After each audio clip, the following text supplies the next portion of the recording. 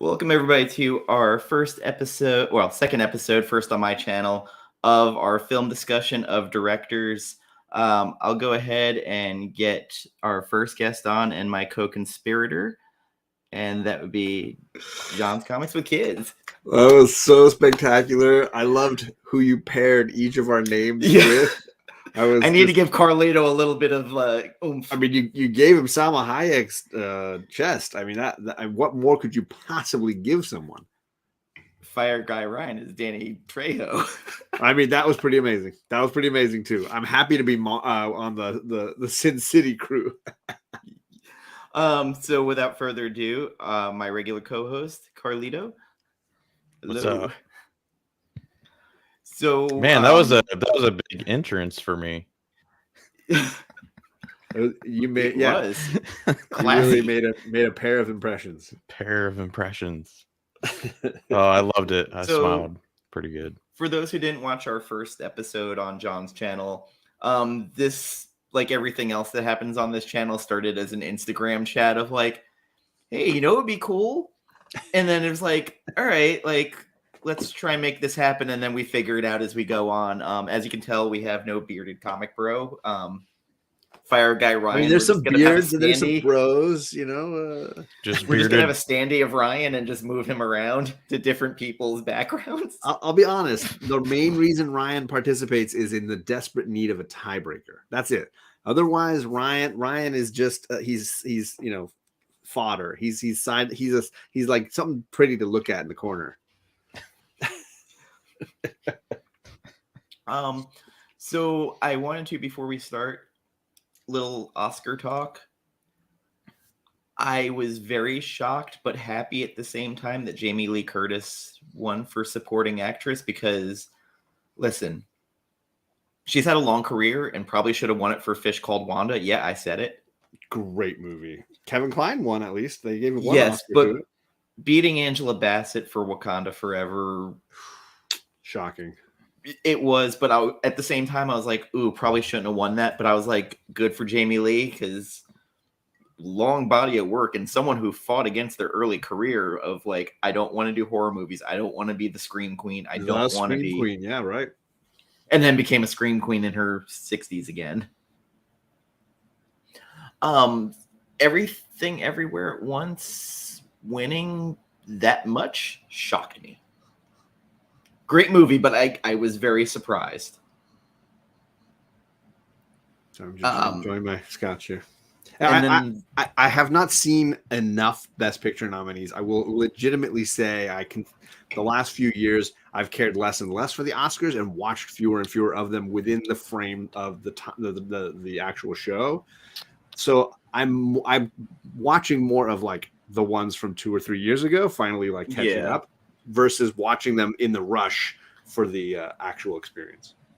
What I love about Everything Everywhere at Once is that, yes, it was critical, but I heard enough people in our community going, hey man, I watched this movie. Carlito and I both like buckled to all right, enough people are talking about it. I probably should check this out. And The Whale was another one. I mean, great for Brendan Fraser, especially after watching that documentary about him. Like, kudos to him. I still got to watch that Val Kilmer one. I still have not watched that one.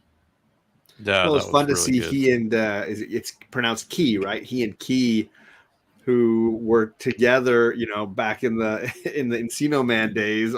Both of them together winning Oscars. It's just mind blowing that side by side of the then and now. It's amazing. It's a good story. It's a really good story, and the fact that Harrison Ford didn't recognize Key. Or are you, kid? I'm short down, Mr. Jones. Dr. Jones. Dr. Jones. I mean, I loved Everything Everywhere All at Once. I thought it was really fantastic. I've only watched it the one time. I'm excited to see it again because I do think I'd get more out of it the second time.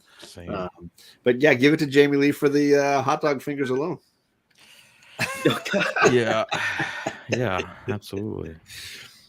So I finally broke Carlito. He's watching schlock horror now. Like, I'm fucking loving it too. I think any genre has its winners, right? Every genre has something of value. sometimes they're harder to see and find amidst the dreck, but every genre has clearly something at its core that is fundamental and works. My least favorite genre is camp, and I think horror schlock gets very close to that genre. If I had to pick one genre that I just genuinely usually hate, it's camp. Those kind of like tongue-in-cheek, we know what we're doing, but we're still going to try to do it anyways movies. It's very rare that one of those really hits a home run for me. Yeah, same. And that's schlock horror always is right on the line of that. It's close. It's right. One little jokey thing away from being. It's all about tone, right? I challenge anybody to watch this. Someone uploaded it all onto YouTube. There is a 1980s parody horror movie called Student Bodies. It is. Okay. It's making fun of the slasher genre, but there's a guy who's like calling on the phone. He's like, I'm talking to a rubber chicken. And he's killing people with horse head bookends. As one does.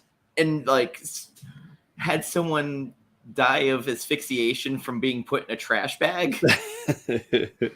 It's so dumb and bad. What is why the those best bags one have warnings on them? You're not supposed to put them. Carlito, what is the best one you've watched so far? If you're into this world for right now, is there one that you've seen recently that you're like, that one? Yeah, there's one that I just happened upon on Tubi. Because let's see, I watched Scream 4 again. I actually wasn't like totally paying attention. I just had it on the background. I don't know that I've seen 4. It was my least favorite, and 5 or 6. But I forgot. Brilliant at the end. 6 the new one? 6 is the yeah. 6 is fucking great. So I've seen the first 3. I have not seen beyond that. I remembered why I hated 4 at the end, but all the way up until like the beginning or mid third act, I was like, this actually ain't that bad. And then the ending came and like, oh yeah, crazy, I remember why I hated this. But so I had that playing, and then after that finished, Tubi just automatically like goes into something else next, and so it played what was it called, Terrifier, and I was like, what is this creepy clown thing? And I was like, fuck it, I'll just let it go, and I ended up watching the whole thing. It was great. That's hilarious. It was great, totally unexpected too, because there's some elements in it that I'm not really a fan of in horror. Like what do they call that? Torture porn or whatever. Yeah, yes, that's one of my least favorites. Not a huge fan. Sure. Yeah. So, but it's like it's not to the extent of. I mean, every genre there's definitely examples like Audition that work within the genre. But like line, it's definitely like a genre that's has a very narrow bullseye for me. Yeah. Very hard to hit the mark. Hostel lost me after a certain. I did not see that one. Where I'm not even gonna describe it because thinking about it makes me queasy, but Tubi, for those who don't know, is one of the greatest. It's amazing. If you're looking for horror on there, like there is shit on there that I didn't even know existed. Even not horror, just general stuff, man. There's like a few commercials, but I gotta be honest, it wasn't enough for me to get annoyed by them. So Unruly's trying to say like he doesn't like realistic horror. Is that maybe what I'm taking? I think that's where he's going. Because for me, like films probably not my favorite. I mean, when I was a kid, I loved slasher horror. That was my thing. I saw everything. But as an adult, I prefer like thriller horror. Yeah, psychological. Really my love for Hitchcock has bled into everything. And so like anybody that comes close to tapping into the stuff I felt watching his movies the first time. So that's why I love Silence and all the Thomas Harris kind of universe stuff. I'm rewatching the Hannibal TV show, and it's like, that's so good. It's so freaking good. And it gives me all the feels of Silence. I'm also super excited. Brian Fuller is doing the Crystal Lake prequel series for Friday the 13th. He is the showrunner for it, which right away I'm like, awesome.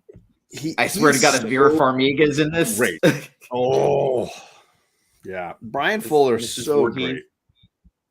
It's possible that Hannibal is among my favorite TV shows, period, at this point. Like this is, I think, the third time I watched it.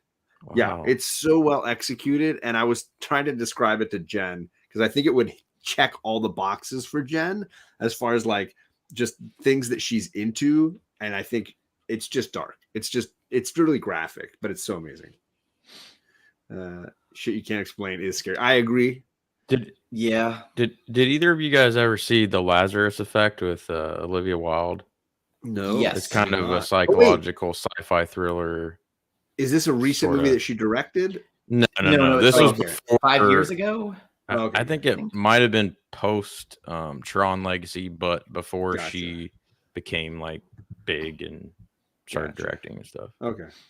It's kind of I guess a in between an A and a B movie, sort of, in my opinion. But I haven't watched a lot of like Fuller's like early stuff, like Wonder Falls or Dead Like Me. I haven't seen, but I loved Pushing Daisies.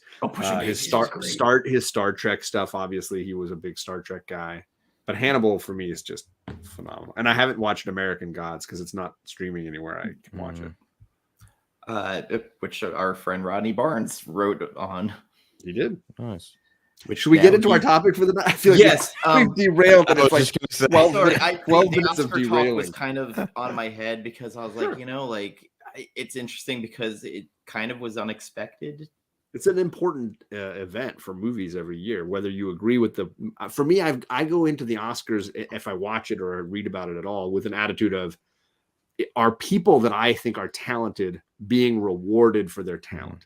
I've stopped looking at it as like this movie is the one that I want to win. Right. It's more like, Steven Soderbergh won an Oscar. I really think he's talented. I'm glad he got an Oscar. It may not be for the movie I want him to get it for, but I'm glad he's being honored. I mean, controversial maybe here, but I love Denzel and he's done a crap ton of movies. Right.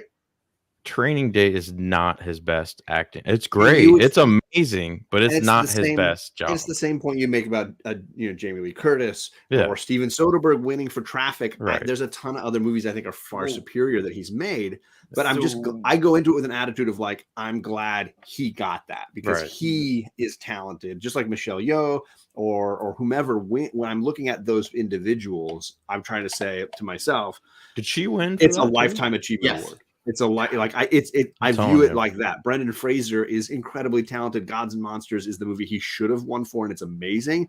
Oh yeah. But he is worthy. He is worthy of the award, and that's all that matters to me. Because it used to drive me crazy. I used to get so upset about an apology.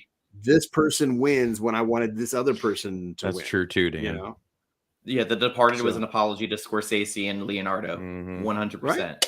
Absolutely, because I can look at Scorsese having an Oscar and be okay with it, even if it's not for the movies that he may have earned it for. Because DiCaprio, The Basketball Diaries, he was so good in that, and his early Grape. Career I mean, acting. Come on, What's Eating Gilbert Grape? Holy crap! How do you watch What's Eating Gilbert Grape and not believe that he is mentally challenged in some way? That performance is shockingly good. I think when I was a kid, I actually thought he wasn't acting, like it was a it's so believable, and the way he works with Johnny Depp in those scenes, the two of them together, it's amazing. Yeah. But anyways, sorry. Yes, Johnny Depp's going to come up tonight later, though. We'll talk about Johnny Depp. He is, unfortunately. Unfortunately, what is this nonsense? What is this nonsense? But I'm excited about this pick. So Dan, I want to hugely applaud you for this pick because I'm going to dive into my first exposure to Robert Rodriguez here. So 100%, he's a director. I think his filmography is so varied, right? In different parts of his career. And we'll get into his origins because that is fascinating. But to be honest, this is a guy who did a tropey Mistaken Identity movie. Yeah. Did a sequel that probably should not exist. And another sequel that really should not exist. Right. But followed that up with Desperado, which great. And then From Dusk Till Dawn's your third fucking movie, which talk about peaking early. Yeah. Hey, Faculty, don't throw the Faculty out. Oh, no, I'm not. But and then all of a sudden he goes, you know what? I'm going to make kids movies because I have kids. And they're his biggest fucking hits. They are financially. That is an absolute dynasty that he's created there. Yeah, and Shark Boy I and still Lava have never Girl. seen any of those Spy Kids. We'll you got time. Get into you that got time. later. They're streaming. But and then Shark Boy and Lava Girl is based off a story that his youngest wrote. Yeah. That he's like, you know what? That sounds like a movie. and gave the kid credit to it. And we'll get into something later where the one thing I appreciate is when a director or a writer sticks by their beliefs on something. And Sin City caused a lot of problems in his career. So I mean, for me, I was way when El Mariachi dropped, I was in high school and I was super into filmmaking. I was running around with video cameras, trying to make movies. I was trying to write my own screenplays. I was way into this stuff. And then, of course, he was part of that indie film revolution, right? Him, Kevin Smith, Steven Soderbergh, who was making Sex, Lies, and Videotape. Like, you know, obviously you had this whole era of people who were going to film festivals with movies they made on a shoestring budget. You know, Bottle Rocket comes out of this with Slackers, Wilson, Slackers. You get these amazing David O. Russell, obviously, like is one of those guys. You get that who basically are like, I need to tell this story. I've got stories I want to tell. I got some skill to tell those stories, and I'm just going to shoot it any way I possibly can. And Kevin Smith, for me, was one of my icons as a kid. I was like, I want to be Kevin Smith. I want to do this. And he did it. Robert Rodriguez did it cheaper. And I saw El Mariachi on VHS because it wasn't in any theater that I would ever go to. Like, it wasn't playing, but I saw El Mariachi. That's a double feature. And yes, definitely Lane is so spot on with this, because at the time, these were the films that were like, my older brother was in college, and he was like going to like indie theaters near his college, and he saw Reservoir Dogs in an original run, and he was calling me. He's like, dude, this movie's freaking insane. You got to see this movie. Hello. And I think, what's up, Jojo? I think it was a cultural experience. This idea that filmmaking was not the mystique of filmmaking was pulled back, right? It was not Spielberg's and Scorsese's. It was just people had the means on their own with just a few $1,000s to go and make a movie that resonated and that hit. Well, remember, Kevin Smith was fuck film school. Like, I left and just maxed out credit cards. So and Rodriguez wrote this great book called Rebel Without a Crew, describing the insane journey of El Mariachi and his feelings about don't go to film school, take that money and make a movie. Take all the money you would make or you would spend on a film school, make a movie, and then make another, and then make another until you've made your mark. And at the time, film festivals were so new and so like niche, on the verge, that it was the perfect platform for these voices. And I think his voice, and obviously he connected a lot with Tarantino, and the two of them have been best buddies in a lot of ways coming out of this experience. And then of course, the Wilson brothers with Bottle Rocket, also Texas guys coming out of this experience. These were filmmakers that were setting a stage, and it's so hard for people to understand the cultural revolution that these movies caused. And this was 1992. Yeah. Also, I was a freshman in high school, and I was like, "This movie's amazing." Oh, and I really are. I was a sophomore. So I was watching this with my buddies, and we were just geeking over like the journey of. So I don't know if Carlito, if you know, he had medical scientists experiment on his body to get the money to make El Mariachi. He basically like, what was it, 3 months? I think he was like sequestered in a medical facility, and he didn't know if he was getting actual medication or if he was getting the placebo. And for 3 months, he had to be like tortured for these medical experiments, and they paid him a few $1,000s for this experiment in this period of time. And he wrote the screenplay of El Mariachi while he was being experimented on. He got out, and he got his friends together, and they just went and shot this movie. It's insane.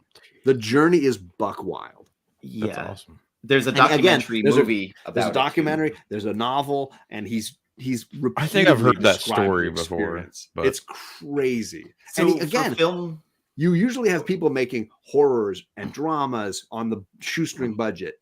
Not a lot of people go balls in and go, I'm going to make an action movie with a few $1,000s. And just for, to put it, it was $31,000 for John Carpenter to do Halloween in 1978. So that was the cheapest movie made at that time. And how much was El Mariachi?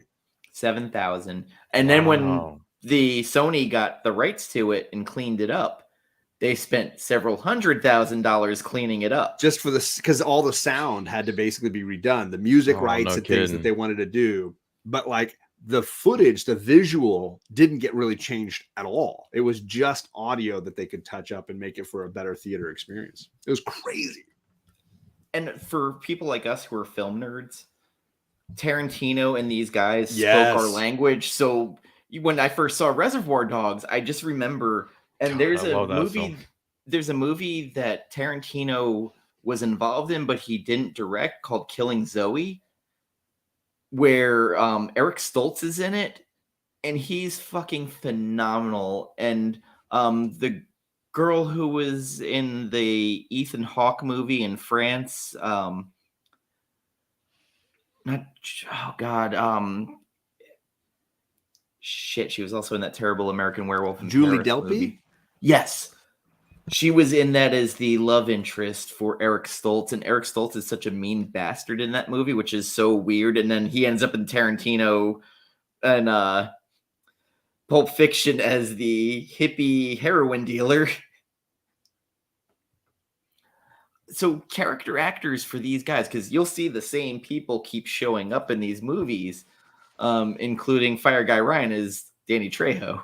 But I mean, immediately after El Mariachi and Reservoir Dogs, and Tarantino's prepping for Pulp Fiction, they even went off and experimented with function of film, and they made this movie 4 Rooms together, where I don't know if you'd heard this movie, Carlito, where they had 4 filmmakers, each one of them got to tell a quarter of the story, and they wrote their own storyline where in this hotel, what happens in this one room of the hotel.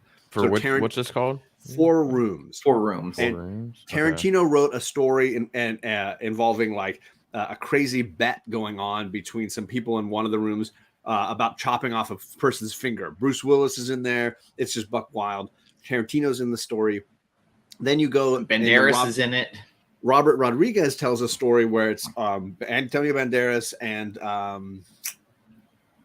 what's the actress? They're husband and wife, and they need somebody to watch their kids while they go out that night. So they have a babysitter coming in. And then there's 2 other rooms. I struggle to remember who the filmmakers were, but Amy Heckerling, maybe? There were 4 filmmakers. Each one of them got a room, and they filmed 1/4 of the total movie. And the only common actor across the whole thing was Tim Roth, who was the bellboy in the hotel overnight. And he would go to each room and solve a crazy thing. Like there was these 2 ladies like in a coven of witches that were trying to like experiment in their hotel room that night. And so he goes to that room and solves their problem. And that's that one filmmaker's quarter of the movie. And then when he leaves that room and goes back to the lobby, boom, the next filmmaker's story starts. And you get Tarantino did a quarter, Rodriguez did a quarter. It was amazing. So Allison Anders did the missing ingredient part. Alexander Rockwell did The Wrong Man. Yes. Robert Rodriguez did Misbehaviors. Quentin Tarantino did The Man from Hollywood, and Chuck Jones did the animated sequence. Oh yeah, I forgot. Fucking Jones. So it was a really fun experience as a movie. It was like watching 4 short films, and the connecting tissue was Tim Roth's bellboy who would just walk between it. But you get to the Tarantino story, and you know it's Tarantino. It is so like just dialogue heavy. Everybody's chewing the scenery. You get to the Rodriguez bit, and it's so over the top and Latino, and Antonio Banderas being all dramatic, and the little kids are hellions, and he's got to like keep them from burning down the hotel, and it's just hilarious. Oh, fucking Rob Roy was a movie. Yeah. Tim Roth is very talented. He plays the perfect like middle point for focus point for that series. Yeah, I think I heard a movie podcast. They were talking about that one time. That's all I know about it. But so El Mariachi I'd say it's a passion project for the most part. And the whole basis, and we've seen it a million times, is the mistaken identity. Stranger comes into town, and he's mistaken for this character, the mariachi, who has a guitar case full of guns. And Carlos Gallardo, who played El Mariachi, is very unassuming in this role and very understated, which is funny when we go to the follow-up in 96, Desperado, where we get Antonio Banderas fresh off of Tie Me Up, Tie Me Down, which was an erotic thriller. all in Spanish. And I noticed something else. I was like, oh shit. So Drive, how Ryan Gosling is wearing that satin jacket with the scorpion on the back. What's on the back of Antonio Banderas' coat this entire movie? Scorpion. Same scorpion. Really? Yes. I'm not saying they plagiarized, but those things are considered an homage, right? Yeah. Yeah. Yeah. So I thought for what it is, the acting's not bad. In which? In El Mariachi. Yeah, I think it's impressive what he's able to do with the obviously non-professional performers that he gets. You know, and I think he's able to capture a lot of emotion. Yeah. You have to remind yourself going in, this is a $7,000 movie. It's crazy. It's nuts. Because these are actors who are probably his buddies that he... So, going back to John Carpenter's Halloween, because it's a movie I researched the most, the actor who played Michael Myers, who eventually was the director of Last Starfighter, he was paid $25 a day, but he was there really to learn how to make a movie. So he was getting paid to be there to learn. And, you know, there was no crew. They were raking up leaves that were fake that they had shipped in. After it, they had to bring their own clothes. So I imagine this was that same kind of production of like, I brought my buddies in, and again, like going in knowing it's a $7,000 movie that Sony cleaned up afterward. And I'm sure Tarantino had the ear of the Weinsteins at that point because he had already done Reservoir Dogs, so he was a darling. Was like, hey, there's this guy who loves film out there, and you know, I used to run a video store. There's a funny story about Fiona Apple quit doing cocaine because of Paul Thomas Anderson. Yes, and this is true. Or at least she says it's true. She was locked in a room with Paul Thomas Anderson and Tarantino, and they talked film on cocaine for hours. Yeah. And she decided after being locked in there for a night that she would never do cocaine again. I think that's a logical choice. I can understand that. I could see how she got there. Right. I listened to a 7-hour podcast of Eli Roth and Quentin Tarantino talking movies. Whoo! 7 hours. See, that's why comedy duos are a straight man and a funny man. You need, Bobby, you need different opinions. You can't just have two people that are exactly the same. John, let's make a movie. You'll be our director. When we were first making decisions at Paul Thomas Anderson, because I think he's a very talented movie maker. He really is. He is. And I really wanted to talk about The Master. His movies are just very painful. I love his early stuff. I honestly, at some point, I just stopped caring about his movies. That's when past a certain point, Paul Thomas I don't even Anderson know if I've seen most of his stuff. I love Hard 8. I think it's hugely underrated. Boogie Nights, of course, is just phenomenal. I actually love Magnolia a lot. Like it's Magnolia. I think it's really good. I like Punch Drunk Love. I just think at some point, he did Punch Drunk. Yeah, that movie too. At some point after working with Daniel Day-Lewis, his movies just stopped making any sense to me. Like The Master is horrible. Interesting. Like I just think that movie's awful. It does not work for me. Seymour Hoffman is really good in that movie. Is he though? Because there's no point to it. Like it's his last movie, I think, or was that the one? Might have been. No, about the church stuff. I can't remember. Oh yeah, that came out later. Yeah. Okay. I can't remember what that one's called though. Yeah. I know that one. The nuns and the priest. Yeah. Philip Seymour Hoffman has been in some really genius roles, and I will say Mission Impossible, he is one of the greatest villains. Right there. Movie. Preach. I'm gonna find her. I'm gonna hurt her. So you really wanted to talk about Desperado, the sequel here. To El Mariachi, which for me, El Mariachi, you got to watch. It's on Tubi and Freevee. I didn't know Desperado was a sequel. You don't know it's a trilogy. There's actually a third film with Johnny Depp.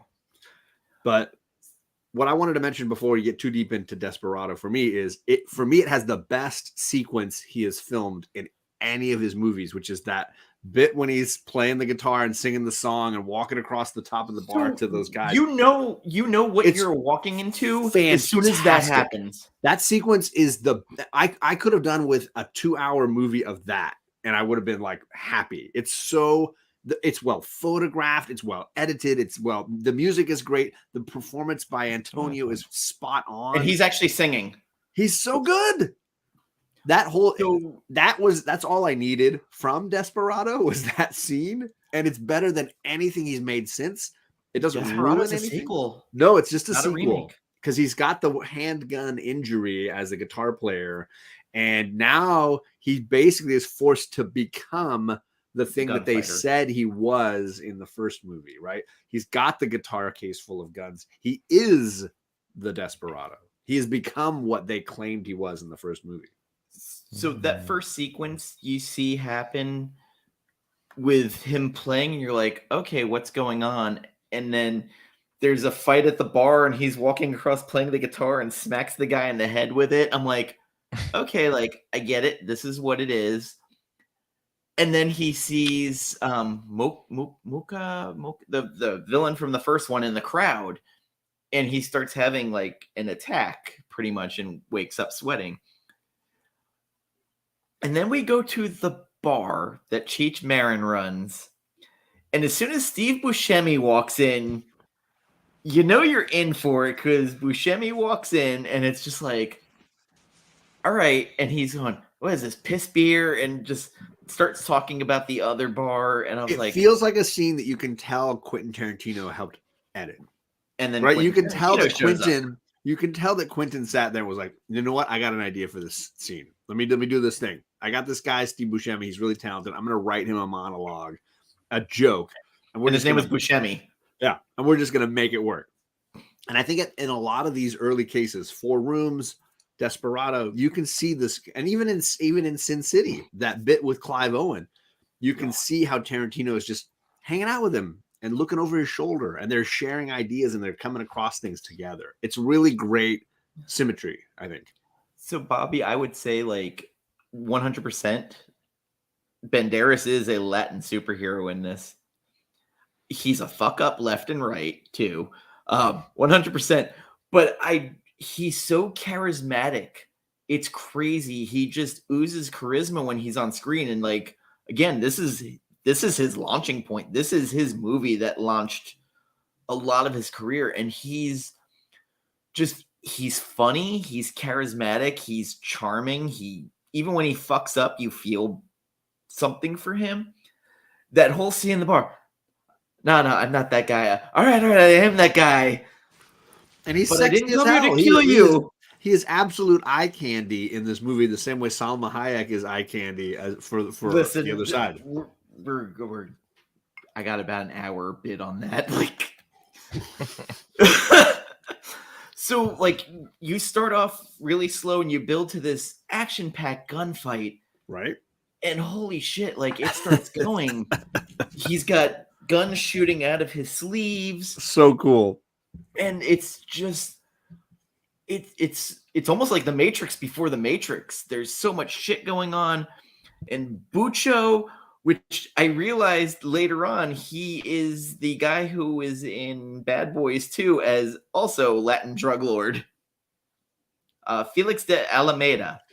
And he's in Clear and Present Danger as one of the drug lord guys in that movie. Yeah. He's the one that they call the Latin Jack Ryan in Clear and Present Danger. Yeah. I liked him. He's an interesting actor. Very, very charismatic.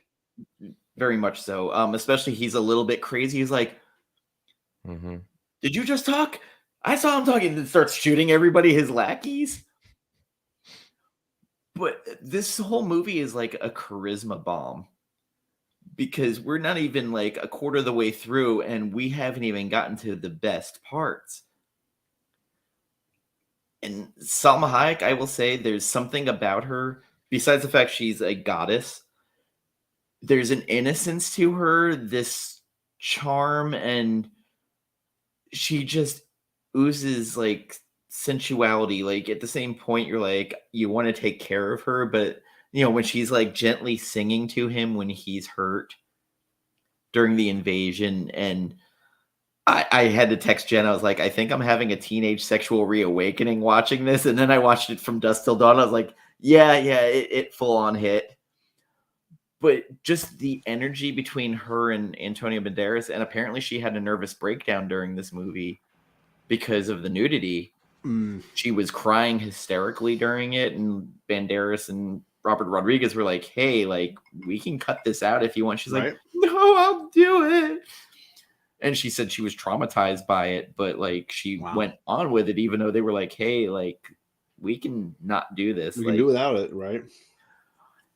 And again, their energy with each other was so good. And Danny Trejo comes out and like the drug lord's actively like, so what's he got? Little pointy knives? Okay. Big tattoo on his chest, and they're kicking the dead body. Right. There's a humor and cynicism to it. I want to talk about like the tropes of a Rodriguez film, because I think that there's some things that I've noticed that come across in all of his movies. Certainly there's a playfulness, right? He has this, like, I want to say like dark Spielberg, like like he has a joy for what's on screen. He has a joy for filmmaking and for story that feels very childlike. And so there's a childlike attitude to a lot of what he does. You can see that he's capturing fun. He is capturing like entertainment, right?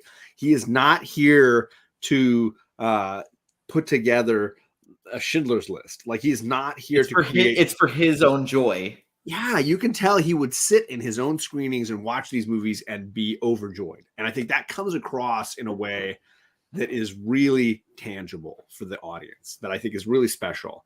I think he also has a sense of the medium, meaning he's not here to be pretentious at all. He is definitely here for the audience, and he's here for just spectacle. So this can run him aground, as we will discuss later on, where he just absolutely shipwrecks because he's got nothing to say of substance. But at the same time, his movies are he is more pulp than Quentin Tarantino. Like, he is more like Quentin Tarantino aims for high art, I think, sometimes. Rodriguez never aims for this. He is always aiming for pulp. And he has. I feel like he does what he wants to do. Like, absolutely, it's passion project for him. Yes, like, you know, this is what I'm into. This is what I want to do.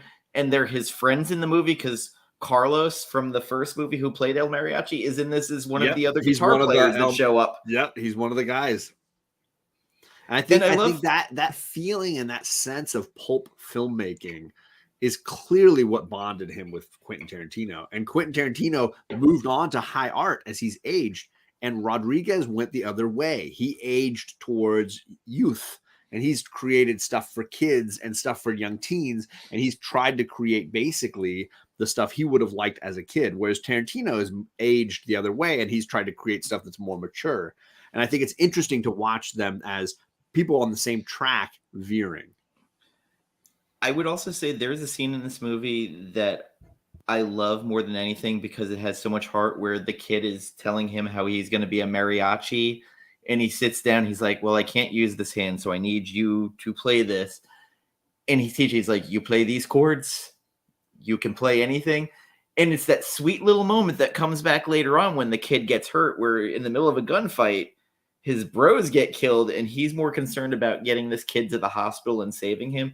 So there's a strange heart. And again, our hero fucks up a lot. He gets hurt. He gets injured. He hesitates when he shouldn't. And I love it. I also love the fact that Salma Hayek just wants to own a bookstore. That's all she wants. She's Belle, and she's found a beast. Listen, after watching this movie, I was a beast. I was like, God damn, like, even the innocent parts. Because Jen was like, are you okay? Because I'm looking at your Instagram stories. I was like, no, I'm having a sexual reawakening. And she's not like, a bad problem to have. It's a good problem to have. But she's like, Salma Hayek circa, and she's like, she's still hot. I was like, I know. Like, this is the Jennifer Connelly problem all over again. Where like, well, then do we need to move on to Dusk Till Dawn? Do we need to get into like the further sexualization of Salma Hayek? before we get there, I just want to say, this is on Tubi or Freevee. I can't remember what. If you have not watched Desperado, it is a fun little jaunt. And remember, this is the guy's second movie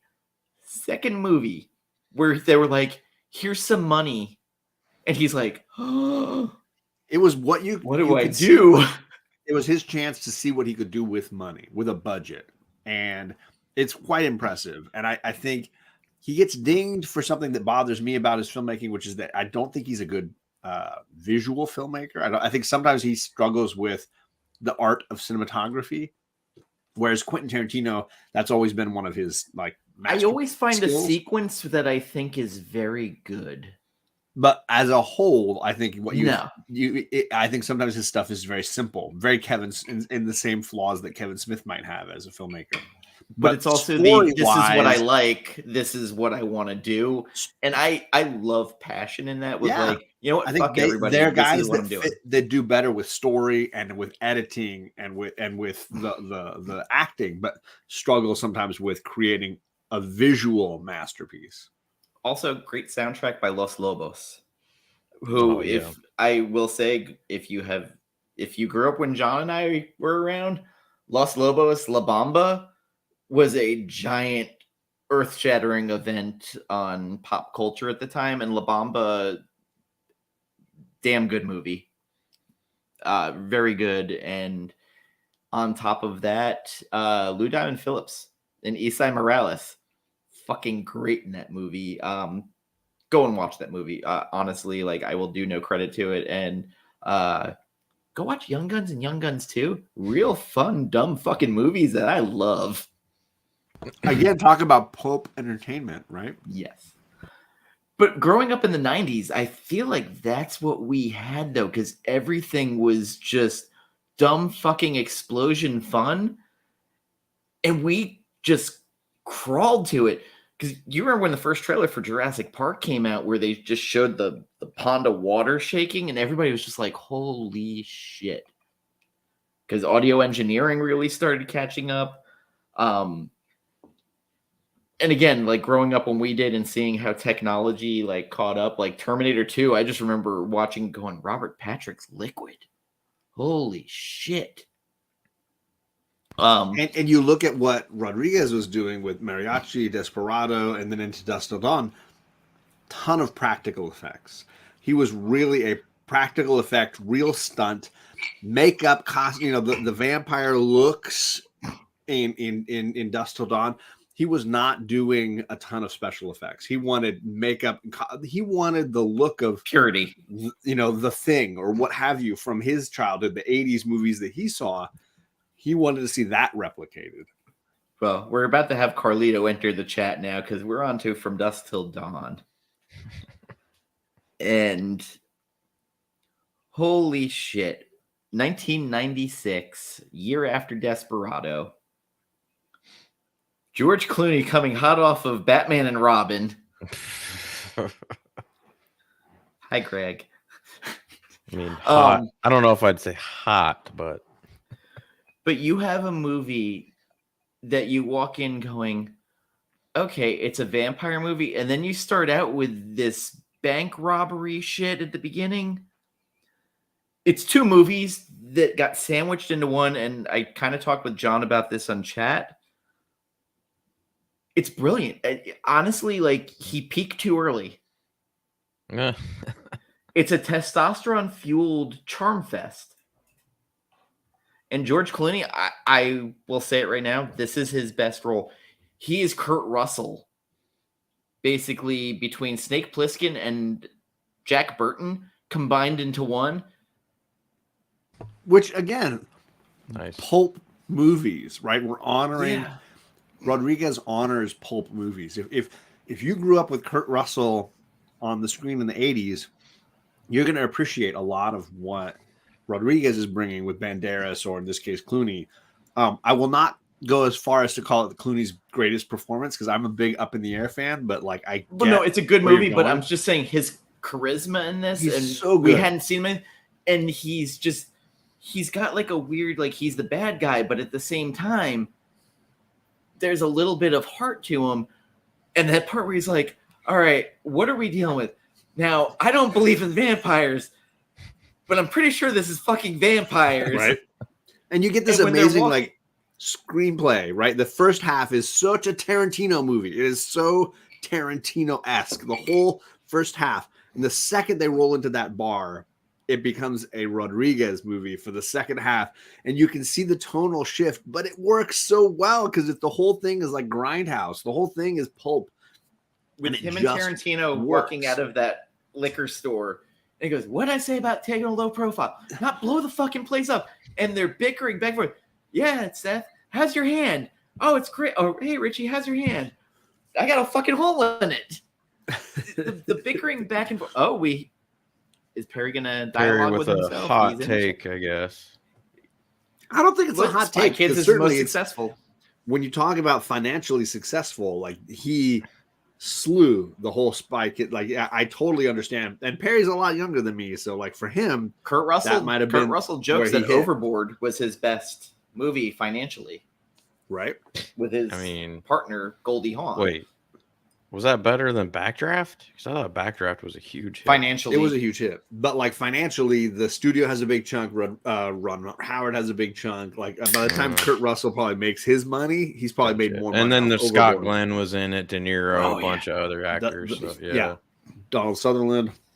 That was just a great cast. God, absolutely. Even Perry, it's good to see you here, buddy.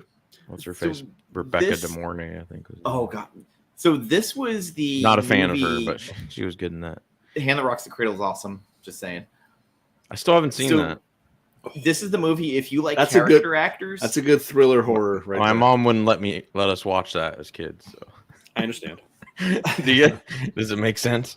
I'll watch it now. There were a lot of movies my mom told me that, but I watched them all. But yeah. I mean, I watched a lot of action ones I was told not to, but like the drama stuff, I was like, I guess whatever. It's fine. Harvey Keitel playing a priest, a lapsed priest. Juliette Lewis in this after Natural Born Killers. Cheech Marin playing 3 different roles.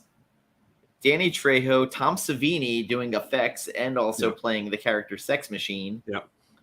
Fred Williamson from... I love him.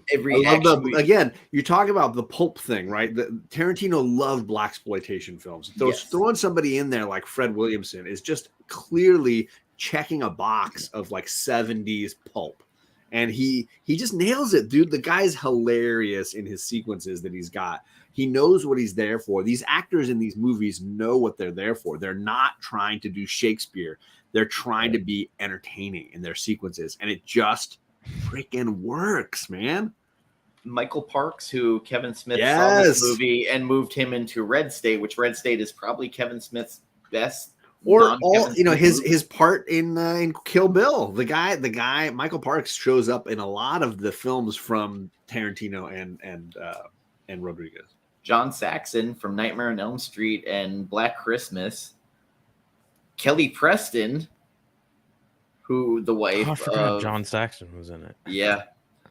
Oh man. There's a crazy Greg Nicotero, who did all the Walking Dead special effects and Army of Darkness and Evil Dead 2. Just crazy amount of people in this movie. And you start out with this, hey, we got to get across the border. And, oh, by the way, I'm with my crazy fucking brother who likes to rape and kill people. God, he's creepy in that. Jesus. He's very, especially that part when he comes back to the hotel. He's like, where's the girl? She's in there. And he walks in there. He's like, yeah. He's way creepier with the whole foot fetish thing. When she puts her foot the part where Seth walks in there and he goes, what did I do wrong? And he's questioning. He's like, what happened? Like, is it my fault? And it's a very real moment where he's his brother's keeper. It's Cain to Abel. I got it as like of Mice and Men. It felt like a little Mice and Men moment where it's like at the whole point of the movie, the whole point of the story is at some point he's got to put his brother down. This is a wild animal that needs to be put down, and he's dragging everybody in his proximity down. And so when he becomes a vampire and Seth Gecko has to put him down, it feels to me like the horror pulp equivalent of Mice and Men when he's just got to put the bullet in him and put it down. And then when Harvey Keitel and family meet Seth Gecko, where he walks right in front, drunk in front of their RV, and he just starts staring at them, you're like, uh-oh. Again, George Clooney is so charismatic as a villain, but maybe anti-hero to a degree. That's always how I saw it, as kind of more anti-hero. He turns, though. He kind of is way on the left and then starts kind of moving more centrist, I guess. And just some of the dialogue in there is just great, of him trying to like make peace with what's going on. And he's always trying to drink. And Danny Trejo's the bartender. He's like, whiskey. And the guy drinks. He's like, only for truckers and bikers. Danny Trejo, and they beat up Cheech Marin at the front. He's like, you got hairy pussy, blah, blah, blah, every kind of pussy. The titty twister is what it's called. And again, he's like, this is when the Tarantino leaves the chat, and it becomes Robert Rodriguez, where the very Latin roots of it, once they hit Mexico, really kicks in. Mm-hmm. I love the bit when they're like, next, we got to kill that fucking band. I was like, it's such a great moment. And again, like, I was texting John when I was watching, I was like, man, like, this movie is so entertaining. Like, I haven't watched it in years, and I'm like, it still holds up. Dude, it's probably been a decade. I need to rewatch it. Full transparency, I didn't get to rewatch any of these. But you have memories of it. I have memories of almost all of them, except for like Spy Kids and El Mariachi.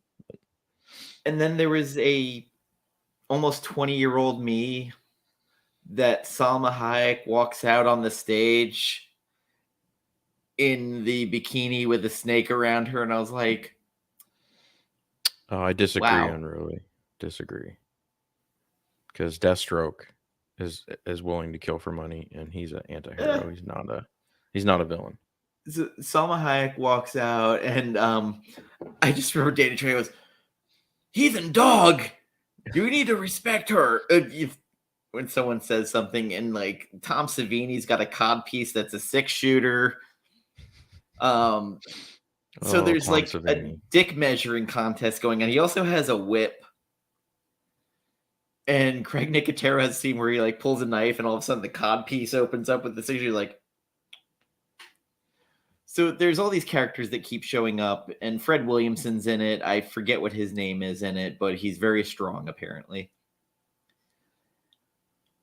The vampire stuff happens when he uses the table, and he's like gets one on each leg of the table. Great. Yes, I do remember that. So good. And once the vampire stuff starts, because Cheech Marin comes in and Danny Trejo gets involved, and the Gecko brothers kill them, but Richie gets bit. And then we go to the whole second part of it, and Salma Hayek starts turning, and she's like, "I'm going to make you my dog. I'm going to make you beg." And no thanks, I've been married. Yes.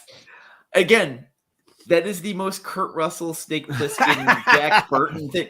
He really is. It feels like Jack Burton for sure. But I didn't notice it till this watch through, because Carlito and I watched Big Trouble in Little China fairly recently. I fucking loved it. Good. I'm so glad you talked me into watching that.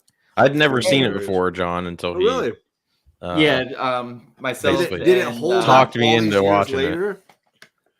It holds Manning up. And I are huge fans, and we got him to watch it.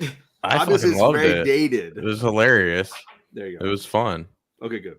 I mean, yeah, some stuff probably that but no, I'm old enough that I'm not worried about the effects and the dialogue. It's a campy movie, and honestly, it's one of the few. We mentioned camp earlier on. It was borderline. It was definitely, because I know where you're going with that. It works. Yeah. It works. It works. Movie, just like Evil Dead works for camp. God, I still need to watch that too. Damn it. John Carpenter and Sam Raimi understand their genre, and they don't over milk it. Yeah, you don't. There's a line.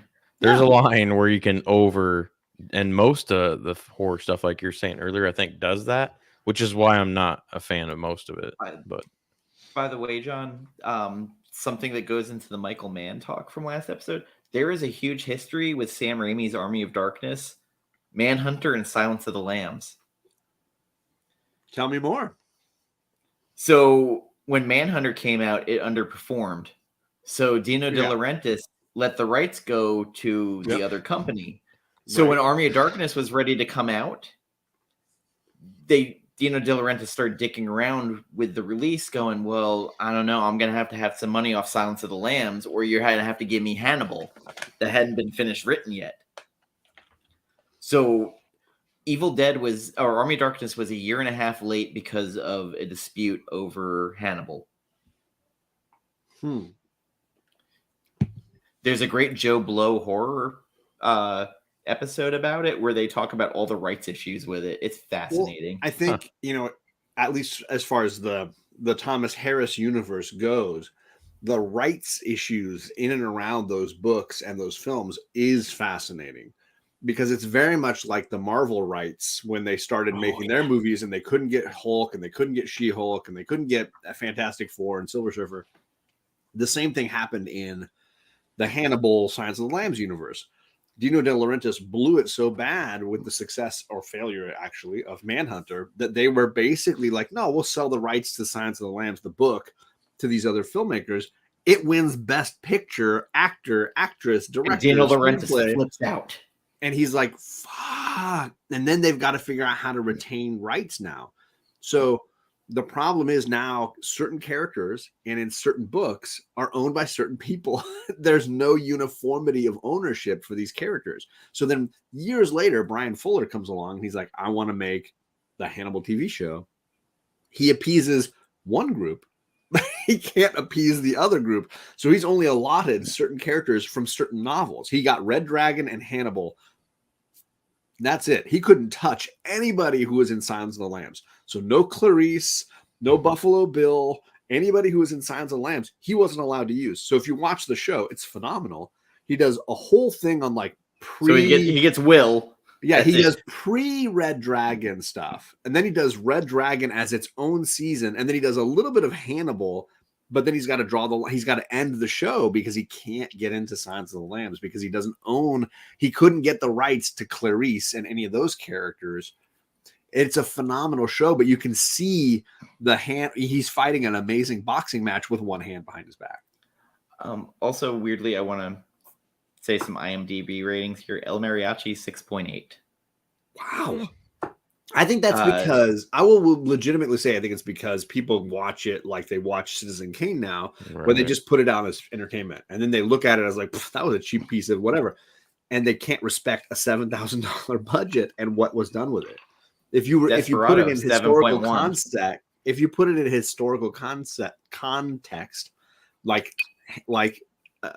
you look at Citizen Kane in its historical context. It's a masterpiece, and it does things that, telling a story with an unreliable narrator, not a hero character, telling a story in flashback, all these things that were never done before. Nobody ever thought of doing these things. And then telling it in with different characters, telling different portions. Like there was so much to Citizen Kane that you can't respect as a modern filmmaker, a modern film goer. But then you put it in its context, and you can see historically what it spawned, which is basically modern film. And I think it's the same with Mariachi. You can't take it out of context. It's got to exist within its time where it was created. Desperado, 7.1. Wow. I don't know if I can agree with that. Four Rooms, 6.7. Can we say also Rodriguez is not a critic filmmaker, right? No. We talk about him as a pulp filmmaker. At least I consistently do. That means his movies are for audiences. So this is one of those things where in modern days we would discuss it as audience score versus critic score on Rotten Tomatoes. I think it's the same here for his movies. His films are not critical successes ever. I don't know that he's had a critical success except El Mariachi, because people who saw it were like, holy crap. I remember Ebert and Siskel. Siskel and Ebert, yeah. Went nuts over El Mariachi. They were like, holy crap, this guy made this movie with $7,000. They could see it on the screen. Oh. But he's never had a critical success, I think. From Dusk Till Dawn, 7.2. I think all of his films would be like this. And I think it's either you like his stuff or you don't. And it's because his stuff is for audiences and for, people who are young at heart as far as pulp filmmaking goes. Everything I've seen of his, I've liked. So I really should watch some of the ones I haven't seen. If you haven't seen Faculty, which I'm hoping we'll get to. Oh, come on, man. That was like, I was in high school. That was great. Yeah. That might be my personal favorite of his movies. So it's a pod person movie, basically. It is. But with the Weinstein young adult vibe to it at the time.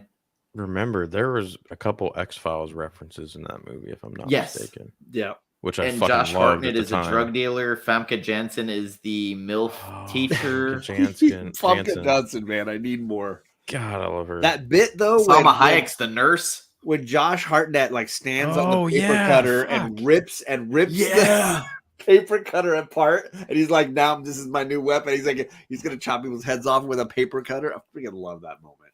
And they're of course, Elijah Wood, man. Elijah Wood is great. Elijah Wood.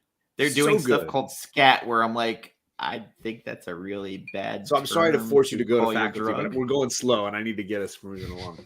Yeah, no. Honestly, those first three movies are probably the ones we'd spend the most time on, and I kind of we should, as it should be. And when Jen finds out how little time we spend on Spy Kids 2, she can get really upset with us. Oof. So The Faculty is a pod person movie, basically. Yes. Jon Stewart is in this, very, very young in his career. Yeah, he's one of the teachers. Yes. He's a science teacher. Oh, fuck, if you guys if you can enjoy like Invasion of the Body Snatchers or any of those movies, this is basically the pulp version of that. He's not trying to make like a deep psychological examination of the Red Scare. He just wants to see some people get slashed or killed and fighting pod people. Like, so he makes the action with a giant monster at the end. And it's great. There is an end result. The cast is so good. So one of the things I was surprised how well this held up for me. If you want a good pod person movie, the 1978 Invasion of the Body Snatchers with the remake, Donald Sutherland and Leonard Nimoy is fucking fantastic, especially the end. Very good. But this movie is interesting because it's doing the young adult version of it in a way. Right. It held up okay. I remember liking it way more than my most recent viewing. But I literally had done 6 hours straight of Robert Rodriguez movies too. You were just like, you're dying. A little bit. It's a lot of sugar to intake. But again, like his movies are so, there's always something to latch onto where you're like, oh, cool, like awesome, like I'm into this. Was it like Jordana Brewster and how hot she was? No, like because she was very, very hot. I was 2 years into college going, damn. And that's 90% of the reason why I can enjoy Fast and the Furious is Jordana Brewster.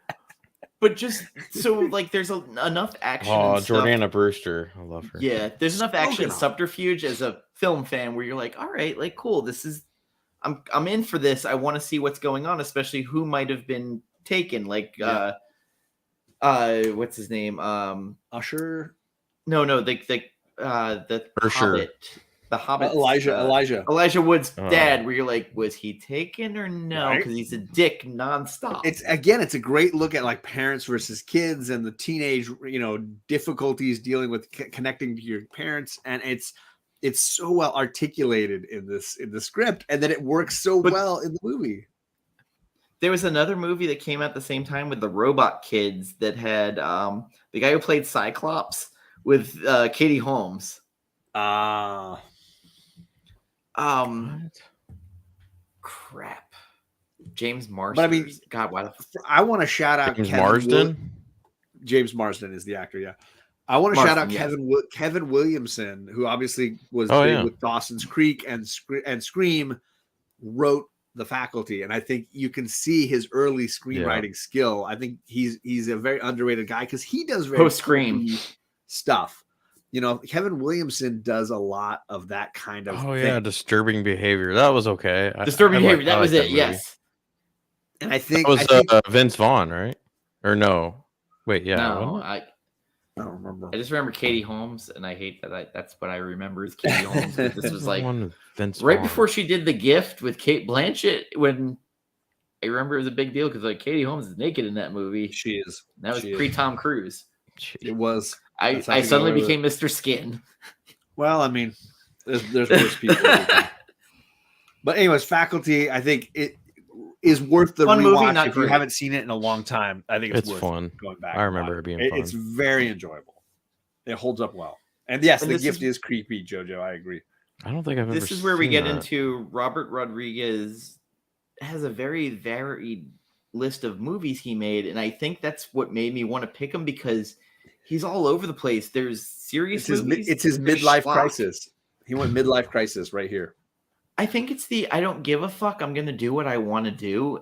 Yeah. He started basically in Texas. For those that don't know, he had like his own editing suite. He had his own special effects suite. And he basically would go and shoot his own movies all on his own in Texas. Screw Hollywood. I'm going to make my movies my way. And his budgets were super low, and his actors knew exactly what they were signing on for. And yeah, the guy just knew what he was turning out. And of course, with the advent and popularity of green screen and digital technology, he was able to do things like the Spy Kids. What are they on now? 5 movies, 6 movies? 4. And with a 5th one coming out. He can churn these things out. They make money. They're popular. And he just makes fun things. You get, people like Sylvester Stallone, who never made movies that kids could watch, would sign up to play a part and be in a Spy Kids movie. So his casts, the cameo casts, I almost want to lump all the Spy Kids together. I know. Jen so Spy Kids 1 and 2 almost came out a year apart. Yeah, he was just boom, boom. He was cranking them out. And so the audience score or critic score was 5.6 and 5.2. Whew. But the money it made up for everything. Yeah. I don't have the numbers in front of me, but he has posted many times of like Spy Kids basically funded everything afterward because exactly. Wow. What do parents want to do during holidays? Dump their kids at the theater. When did all those movies come out? Right. Yeah. Well, and it was 2001, 2002, 2003. Spy Kids, Spy Kids, Spy Kids. It was like bam, bam, bam. It's a cash cow. So what we need to do, guys, is our first movie needs to be a kids movie, and then we can make it fund about up Christmas future time projects. too. You're gonna be set. Well, he put out Spy Kids 3 and Once Upon a Time in Mexico the same year. Yeah, two part 3s that he did back to back part 3s. So Spy Kids, like I haven't watched it in a long time, and Jen unfortunately is still at work, so she could not give us her. She has a Spy Kids 2 shirt. She's obsessed. What's the watches? What's Perry talking about? I don't know what he's talking about. I never know what Spy Kids watch. About. I never saw the. Yeah. The Spy Kids watches. The cool technology watches. Yes. It was like the Get Smartphone shoe phone kind of thing. It was like I remember I wanted one of those so bad. I remember the first smart watch encounter I had in school. Some kid had some like special watch that had like a remote in it to turn the TV. There you go. So he would use his watch to turn the TV on the teacher, and she didn't know what was going on. Awkward. Like, that's kind of funny. So Spy Kids, successful money wise for him. Yep. Critically, it didn't matter because he did it for his kids. It was his own passion project again. Well, I think, and as they went along, it was to fund other movie making that he wanted to do later on. He was no longer beholden to a studio system in any way. He could take that money and take those profit sheets and be like, look, my movies cost this much. I make this much. Just let me do my thing. Here's the script. Sign on the line and let me go. Alexa Vega, who is in this, ended up in one of my favorite horror musicals, Repo the Genetic Opera, with Giles from Buffy. And Paris Hilton was in it, weirdly. It's a horror musical that's fascinating. I like it more than I should. The lead singer of the industrial band Skinny Puppy is in it.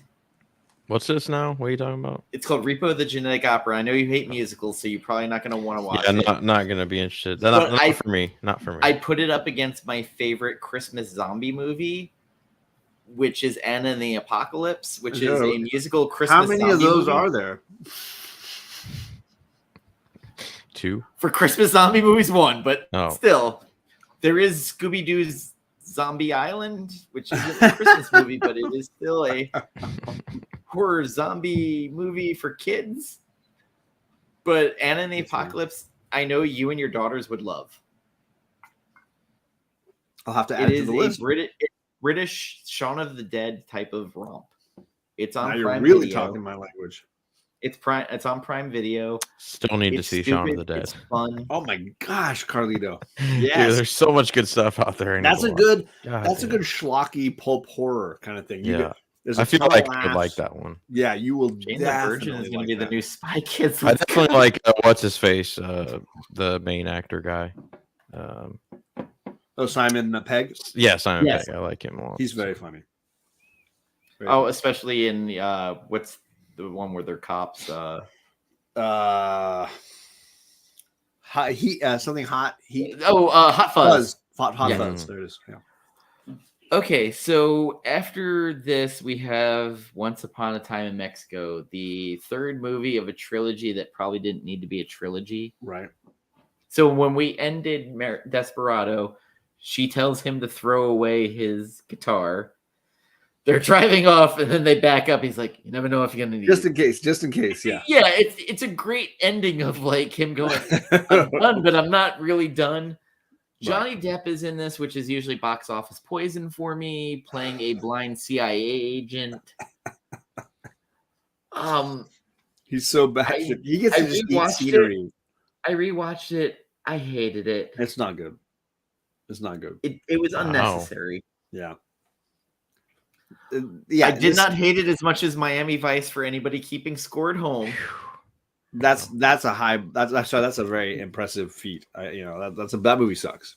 I got some messaging about the video clip from yours that I posted. I could not even rewatch Miami Vice. All I had to do was watch for the my own trailer. freaking channel's show on the filmmaker. Couldn't even do it. Couldn't even finish it. So few movies that I will start and just be like, I'm done. I'm walking away. Greg for telling me, oh no, you just got to power through after his ass and you'll be fine. Don't power through. Through.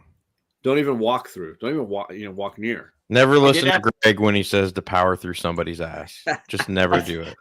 I did have people in my personal life get a hold of me about the Jamie Foxx Tom Cruise movie. They're like, is it as good as you guys said it was? Oh, Collateral? Yes. Collateral. Fuck and yeah, I was like, it is. You have to underrated. Take away everything you think about. It's the Tom Cruise thing of about Tom Cruise, but you don't know if you want to watch his movies. I was like, he's playing something out of character. It's the same thing in Interview with the Vampire, where he's playing so far out of character that you're like, oh. Honestly, when it came out, Kubrick. No. Honestly, when that came out, that is the exact thought that went through my head, Dan, was, well, it is fucking Tom Cruise, and I was like, it's Michael Mann, so I'll risk it, and I'm so glad I did, because I freaking love that movie. Also, for anybody in our audience, we're big Godfather fans. Amazon has the 4K 3-pack set of the Godfather movies for $49 right now. If I didn't just recently buy a set and get a streaming, version, I would probably be on that. But just for anybody, $49. We continually talk about the Godfather deal. Now I don't feel so special. What the fuck? Bullshit. I came close to picking Coppola first week, and I was like, you know what? That doesn't seem right. Also, I found out that he's got his food. Sofia Coppola's daughter is 16 years old. I guess she had a viral TikTok, and I was like, what the fuck is going on? I remember her almost getting bone zoned by her cousin in Godfather 3. Jesus. Yeah, one of those little Google things pop up. Sofia Coppola's 16-year-old daughter goes viral on TikTok, and I was like, holy shit. News Andy Garcia was almost bone zoning her 23 years ago. Let's not even. All right, well, good. We can skip Once Upon a Time. So if you want to finish the trilogy, skip it. Go ahead and watch it. Don't do it. Just don't. You're going to be underwhelmed. 3.0, that is not good. I don't think I'm going to waste my time on that. Well, again, I think part of the point of this conversation about Rodriguez is that the audience and critic scores don't really equate to the theatrical experience of these movies. No, Bobby gave it a 3.0. Bobby gave it a 3.0. Oh, what was it rated on critics or IMDb? I'm sure it's not good. Probably not good. But we are getting to a film that I think is really 6.3. great. That I think is really entertaining. Let's talk about it. So I will get into something here because this was a very contentious thing. Because Robert Rodriguez, when he made Sin City, wanted to have Frank Miller listed as co-director since it was all his property that he was working on. Right. The DGA basically told him to go fuck himself. It's not happening. And he quit the DGA. Yep. And he said, instead of me suing you and causing a precedent later on, I'm going to walk away and just know that you're wrong in this. Yeah. So I respect hella his creative vision and ownership rights that he said the Frank integrity needs to be credited for this. Yeah. And as George Lucas knows, you quit the DGA, they will fuck with you. Yep. So he actually lost the rights to direct another movie because of it. Yeah, Sin City, obviously Frank Miller is somewhat toxic in the world in general, but I think it's hard to deny his cultural value across comics. And of course, in Sin City, I think he created a really unique, interesting noir masterpiece. Yeah. Then when they came time to film that story or those stories, the brave, insanity of Rodriguez to say, I'm going to try to shot for shot remake this is nuts. And then the technology that they basically adapted to make it happen with Frank Miller's oversight and Tarantino, shout out to Tarantino for basically writing and directing a whole sequence with Clive Owen in the middle of the movie. All of that. And then these actors who are willing to basically put on these crazy prosthetics, do these crazy performances. Elijah Wood obviously coming back again here. Bruce Willis, Jessica Alba, and to top it all off, Marv. Disney removed him from John Carter, Warlord of Mars. And who's the guy playing Marv? I already forgot. Mickey Rourke. Mickey Rourke. God, he was amazing in that. These actors are all just doing a great job. I think Sin City holds up, and it's just a really great. But you have to remember, adaptation. It's a pulp comic when you walk into it. It is so true to the source material. So true to it. And I made a mistake last time when we did the show that I watched a Clive Owen movie, The Inside Man, instead of The Insider. Yeah. Clive Owen, I'm fascinated why he did not hit bigger, and I know Hollywood was pushing him down our fucking throat. I am too, man. I am fascinated with that. So Children of Men by Alfonso Cuarón is one of the greatest independent movies I have ever watched. That Clive Owen in that King Arthur movie, which was shitty. He's fucking great in that movie. I haven't seen either of those. I remember seeing him in the original Bourne Identity and being like, yes, he doesn't really say a single freaking word in the whole movie. And you're just like, wow, this guy you can't take your eyes off him. So him playing Dwight in this movie was very good because he's so good. Charismatic and he's got the accent. Shoot 'em Up with Paul Giamatti. It's stupid. It's stupid, but fun. Dude, the driving scene, but it's fucking love. God damn it. Well, in the scene in this, when too lazy to lift your fucking finger, he grabs to do this. Rosario Dawson and just gives her the kiss. Yes, I'm just like, fuck, this movie's great.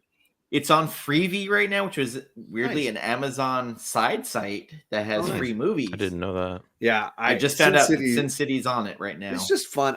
I get people that want to cancel Frank Miller, and I understand their attitudes or whatever towards his quite intense theories about the world. I feel like he really has tapped into something, and I'm a big noir movie fan. I grew up with a lot of those Howard Hawks. It's Chinatown. It's fucking Chinatown. Bogart movies, and this is clearly Frank Miller saying, "Let me do those movies, but without ratings. I want it to be bloody. I want it to be inappropriate. I want it to be full of foul language. I want it to just be graphic." And that's what they captured. That's the pulp of it all that Rodriguez. The Hardigan parts with Bruce Willis are probably the strongest fucking parts, man. Especially so Nick Stahl. Did you watch Carnival with Nick Stahl? Oh yeah, I see him in this movie as the yellow bastard. First season. I only watched the first. To see him as the yellow bastard in this, yeah. And Carnival, HBO at a certain point had multiple fucking great shows. And Moment of Silence for Lance Reddick. Man, I will say after that, well, I should have shut up for a little bit longer, but John Wick 4, definitely great send off for Lance Reddick. So The Wire, there is a scene in The Wire in season 1 where Herc and one of the what's his name, Prez, beat up suspects, and Lance Reddick comes out there and just starts laying into them. It is one of the greatest scenes in TV history because the whole series, Lance Reddick's been very calm. He goes, "You fucking morons," and just starts laying into them. And they literally are fucking idiots. And there's so many great performances. And total side thing, but Idris Elba, Luther, the movie came out recently. Luther is still one of the greatest British dramas. It's a very good show. It's a very good show. But yeah, I think noir wise, you can see that Miller's paying homage, but also trying to up the ante, and that speaks to what Rodriguez does, right? That's his wheelhouse, is genre to the extreme. And but I also gets to play in that playground. I respect Robert Rodriguez respecting the creator's rights too, because that's huge. Because Frank Miller fought for his rights and other people's, along with Neil Adams. So, and it's not like he was just taking the books, writing a new screenplay, and shooting it separately. He was legitimately trying to create shot for shot comic book adaptation. Which, again, how many times has that ever happened? It just doesn't. Watchmen.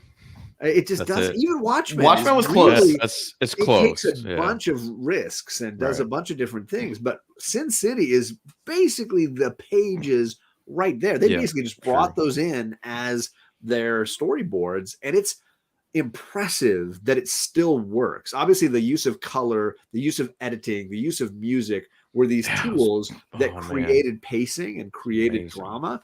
But the visual aesthetic, this is easily his. It was very unique. The green screen and everything. From a cinematography standpoint, you can see that Rodriguez was realizing, like, this is my weak area. Passion. These comic books have it already built in and ingrained. I don't need to reinvent any wheels here. I can just use what he's given me. But even hitting the color tones of what was in the book was interesting, because I'm sitting there going, holy shit, this is like almost right off the page. It's coming to life. But then he would add color, right? The like flashing blue and white, blue and red, the police lights. I remember him saying that they were using color as a weapon, that they were weaponizing color in the movie to give the audience this intense reaction. Tim Sale in the Long Halloween book. Yeah. When Red would show up, it always meant something. And that's something big. Yeah. So to touch on something real fast, I know Frank Miller is a hot button topic in the community, and we are kind of a community show.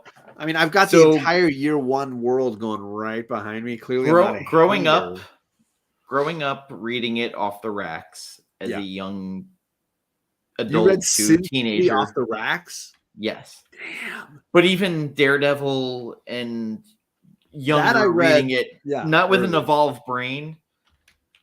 So there's stuff with Frank Miller that reading it when I was young, I didn't understand certain jibes. Ronin in particular, they make a lot of Asian slur jabs, which, I mean, there's a whole sequence called That Yellow Bastard. I mean, you can really dive deep if you really wanted to. So, okay, I'm going to say I grew up in New York. Yeah. I heard slurs left and right. And you didn't think anything of it as I got older. And I talked to Jen about this on the show, and I don't hide from it. There's an issue of New Mutants where a person at one of the neighboring schools killed themselves after they found that they're a mutant.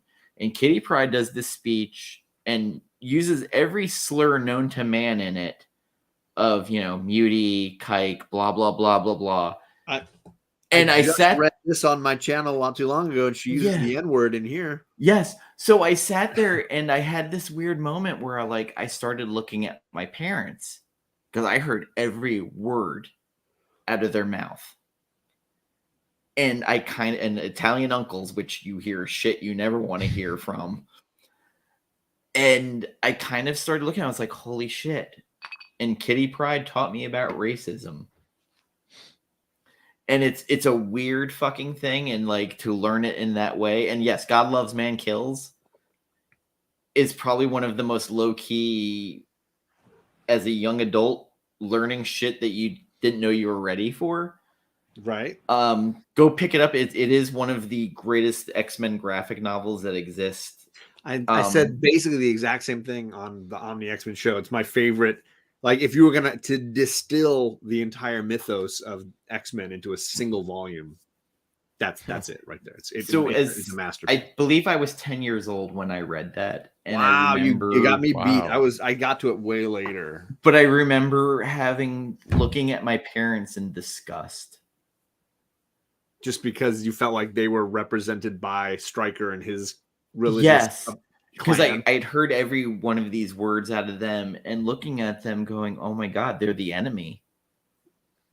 And it was, I'm sorry, everybody, this is way off topic, I think it's definitely related in the pulp.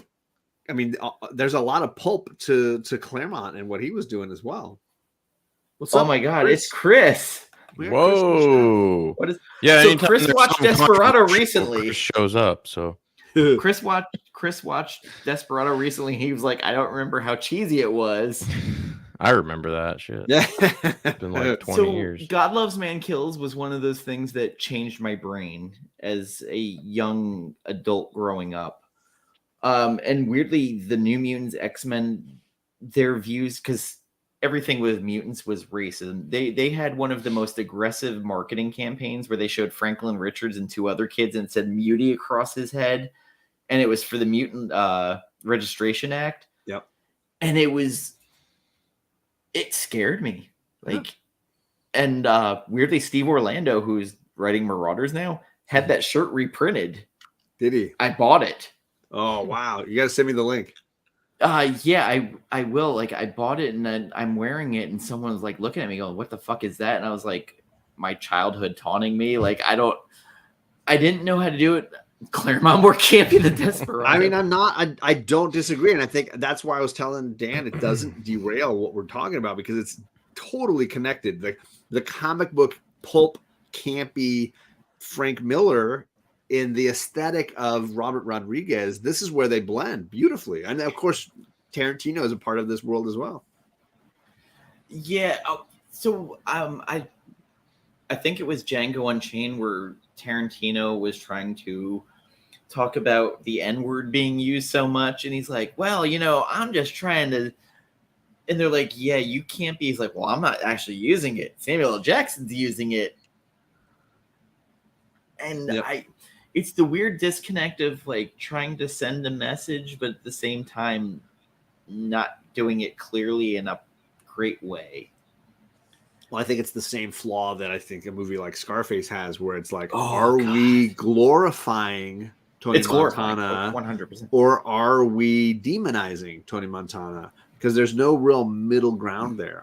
It's the main reason why I think Wolf of Wall Street is a catastrophe of a movie, because there's no way those idiots at Wall Street watch that movie and think anything except that dude's fucking awesome. I want to be that guy. When they get to the end of the movie, which is a flaw of the filmmaking. There's no reason that you get to the end of that movie and should think anything but this guy is scum. That's what I thought. The Big Short was more genius than that. I know those Wall Street fucks watch a movie like that and they're they jerk off. I want to be that guy. Yeah. But the Big Short missed because it glamorizes more than it demonizes. I will say though, I thought was more genius. I think Scarface. I mean, I think it could be both because I remember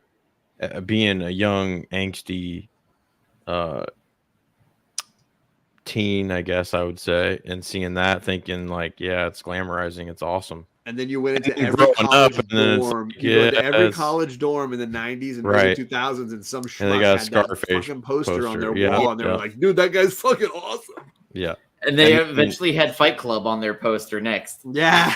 Yeah.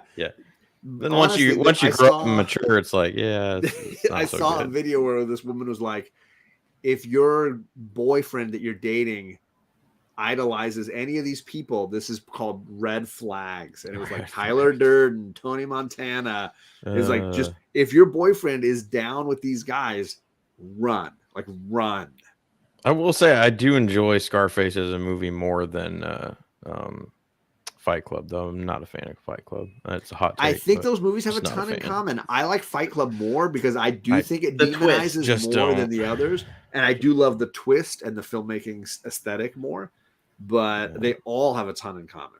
They have a ton. But I love Less Than Zero. Ultimately, you get to see, at least in that one, you get to see the hero try to shoot Tyler Durden in the freaking head. Be like, I hate this guy. See, that's the scary. That's the scary mentality, Perry. Don't romanticize Tony Montana. No, I'm with Perry on this one. I'm definitely taking Perry's side on this one. That's a first. That's a fun movie. It's glamorizes, but it also, I mean, it's just. Sin City had a sequel that should never exist, but it had Eva Green in it, so I excuse it.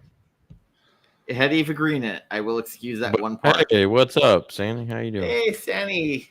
Hey, John and Dan, we're gonna be talking Boardwalk Empire, I think, next weekend on Sanimation's channel. So, sweet. I have yet to watch. John and I are just continuously talking about The Wire on chat. Dude, I mean, I haven't watched The Sopranos, Carlito. Are you surprised that I haven't watched that? You know what, though? I will say, I think you would probably like Boardwalk Empire more than Sopranos. I do like the cast more. From the cast as I've a student, even though they take a lot of liberties with history towards the end, especially. I watched couple years of Deadwood. I watched Deadwood and really loved Deadwood. I like Deadwood was too. Awesome. But Deadwood I like the Western genre more than the gangster genre. Have you watched the other Timothy Oliphant series? Justified? Are you freaking kidding me? That's part of what Carlito and I bonded over. Carlito and I are like Justified nuts, man. We're crazy for that's one of the most watchable shows of all time. It's so freaking good. Watch it. Talk about a cast. Yeah. Quick wire question. Ooh, Peaky Blinders, yeah. Marlowe. My wife loves Peaky. Are you more of a Marlowe fan or oh God, what was Dashiell Hammett? No. What Marlowe from The Wire. Or were you more of a fan of season 1's Enemy? Oh yeah. I don't know what you're talking about right now. So. No, he's talking about the villains in The Wire. I didn't get with season 2 with the Barksdale Avon. Crew. Avon or Marlowe. You moved on to the Marlowe crew at the end. I will say the actor who plays Marlowe is better, but the storyline around the Barksdale family is more compelling. Fair enough. So we're on to the Adventures of Shark Boy and Lava Girl in 3D. Do we really need to stop here? Hey, real quick though, before we get to this boring stuff, I wanted to give a shout out to Jenna Ortega for sticking to her guns and having principles on Wednesday. I haven't seen it, but I saw the article and then I read all the hubbub and people. The showrunner. That's fantastic. Like this doesn't seem true to her character. I'm not going to do this. That's awesome. We need more actors and actresses like that because I hate to say it, but there's just a lot of writers out there that think, oh, well, I'm just going to change the whole. Writers are always going to be, you stick to the words that I wrote. It's just every writer will tell you that. So Greg Capullo, when he was on Spawn, Alan Moore wrote a 700-page script for a comic that he was to do, a single issue. It started 700 pages. Yes, it started telling Greg Capullo where to put the characters. He put it into a shredder and then did it how he wanted to do it. I'll tell you where you can put it. Yeah, he threw out the entire script. I hear Alan Moore is kind of like that, though. Yeah, I hear he's kind of. I will say, controversial. and thank goodness the Watchmen script is insane. I'm not an Alan Moore fanboy. I can enjoy Watchmen as a comic, and I can enjoy V for Vendetta and I'm Swamp torn. Thing, but I am not obsessed with Swamp anything by Alan Moore. Nothing Swamp Alan Thing Moore's is- ever done has ever made me an obsessed fanboy. Swamp I'm with Thing you is, on that. I I'm think with you. his Everest. Opus. His peak. He hit it. I think it's a beautiful book. It's well written. It's a romance. Mm. And then he got high on his own supply. That sounds about right. Neil Gaiman, I have the same opinion with Sandman, where I think he did some of the greatest issues of literature. Do you think it's this connects to filmmaking as well, I think. Do you think it's the nature of fame? Do you think it's the nature of fans and popularity that when you get to a place where you've achieved, when everybody starts telling you you're great, that nobody, because this is what bothers me about Scorsese and Woody Allen and a lot of filmmakers of that ilk, is that they get to a place where nobody tells them no, or nobody tells them this is a bad idea, or nobody tells them this isn't working, because people are scared to tell them that, right? So somebody like Scorsese makes a movie like Casino, which is just basically like a gangstergasm. Like he just basically like, let me just do what I've done across like 10, 20 movies, but now I'll do it like for 4 hours and it'll be a masterpiece. And it's like, you've done all of this before and you've done it better. And it just is boring now. So I'll put it this way. Alan Moore got to a point and I got where a kitty cat coming. Rob Liefeld was the only person who would hire him. Would. Rob Liefeld was the only one who would hire him at one point. Hi, sweetie. How's that? Rob Liefeld's the only one that yeah. No, it's true. Yet another person that gets high on their own supply. Oh yeah. I feel like it's a testament to fame and the flaws of getting to a certain status where artistically you're stifled. And it's rare that a person gets to that place and continues to make better and better quality things, because nobody is brave enough to tell them to stop. They've got to do it for themselves at a certain stage, right? Tarantino's Wildcats is great. I think Tarantino has derailed as a filmmaker, and at this point, nobody tells him to slow down or this doesn't work.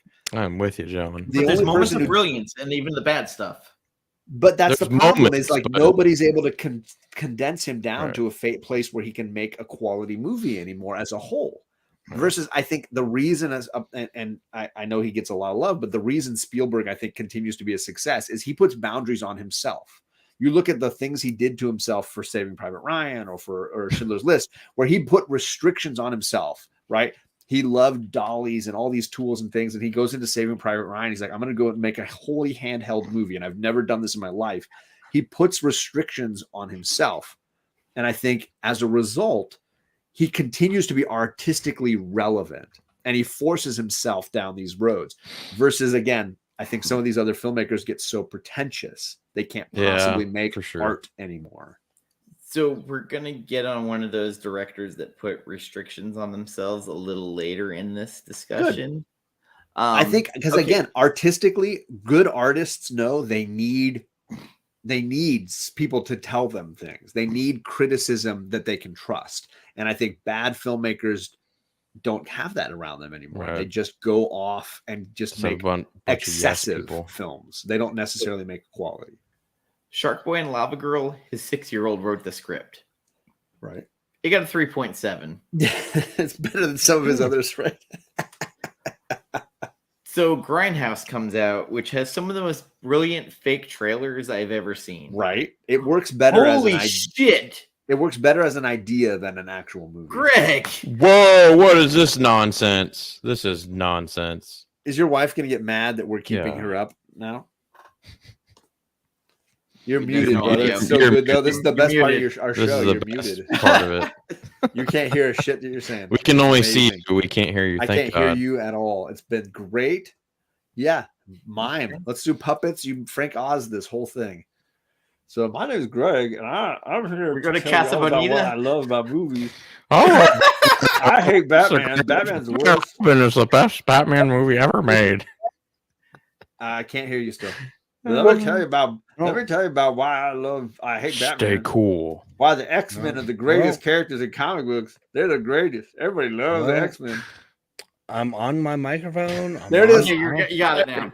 I hear you now. It is. Unfortunately, we can hear you. I was on another podcast and they had like some weird thing and I had to mess with my mic. So here I am though.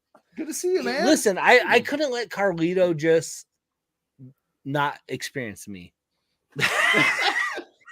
This is what I live for. I'm going to use that as a tag now. Everybody needs to experience. This is what I live for. So, Let's Greg, experience. I gotta ask you a serious question.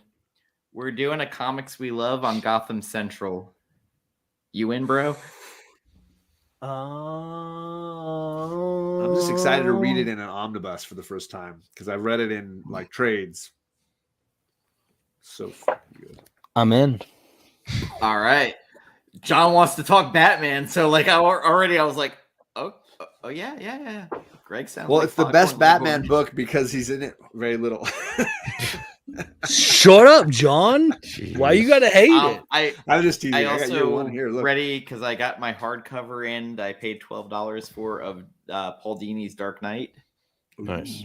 So when we decide to talk that, like I am ready and down. So do we need to give Greg a little platform to talk about something specific, or do we just keep rolling through the? No, I think we're. I want to just jump in. Like, don't even act like okay. Because we were gonna zip through like Shark Boy. Okay, so we're up to Grindhouse, Planet Terror. Oh, I did not like that. So fine. No, that's fine. Yeah, it's better as an idea, and I love that they're doing the experimental filmmaking. It's of schlock. Yeah, it's 100% schlock. Yeah, it was fine, but I like. That would be a movie I would not have revisited because I was like, I can't believe I agree with Greg. John, it had Saeed from Lost. I figured you'd be all in that. He collects people's balls. He does. He's pretty graphic. In that. Dude, John. Last night, Naveen Andrews. Last night on JP's channel, we were talking Deadly Class with JP, and Gore started to talk some Lost. He was trying to blast me a little bit of Lost, and I was just like, He's trying to smack talk me. I was like, listen, Gore. I was like, I'm gonna tell John, and we're not gonna like you anymore. Well, he's still not Deadly allowed Class fans, and I'm not on that show, so I don't have. I've never had him on my channel. Are you a big It doesn't look like I will fan, at any point soon. Yeah, I've got the whole. Gore just gained so many points with me. I've actually got already up here, but I've got Maria tattooed on my arm. Are you Team Maria over Saya? Oh my god! What is it? Maria's bipolar. I have to root for her. I think Twinkle vampires. I don't know. No, it's not Twilight. Maria's also wrong category. Carlito. What are we talking about? I got Maria from Dan has Deadly Class tattooed on his arm. See, I've only read one hardcover tattooed on me. I'm pretty far behind you guys. I don't know what I am too. I'm only reading up to what we talk about on the show. So are you in the second hardcover? We are in. Let me see. The second hardcover is. Okay. Well, I think we're in the third hardcover. Okay, so yeah, I'm way behind. I'm waiting for the fourth hardcover to drop, and then I'm just gonna read all the rest. I'm waiting for the fourth hardcover to drop. I have the exclusive DCBS one with Maria, I'm reading it. I'm reading on the cover. Only as we get to the volumes that JP Haley and Gore and I are talking about. No, I think it's better that way as far as the show. I don't because I feel like I don't want to like do a disservice as I'm like talking about the book and like know what's going on later on. So I'm just like, no, I'm waiting. I waited this long. Like, why not? Yeah, No Good Comics and I did for the first hardcover, we did a show on that.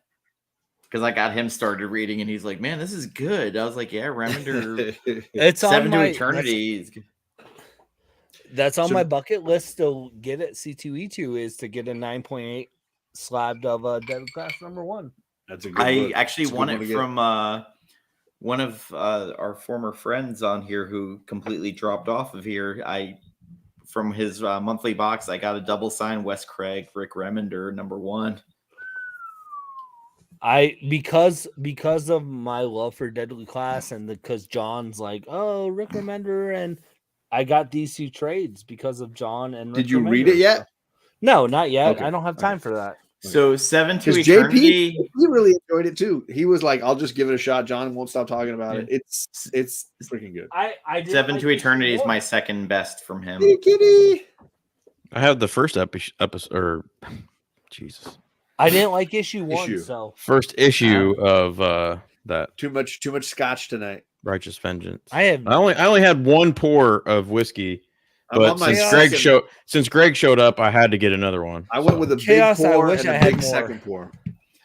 And I'm doing only Scotches tonight. We didn't really go through what we're drinking, but I'm just doing Scotch. You know what? You should start a website called Only Scotch. That'd be nice. Scotch.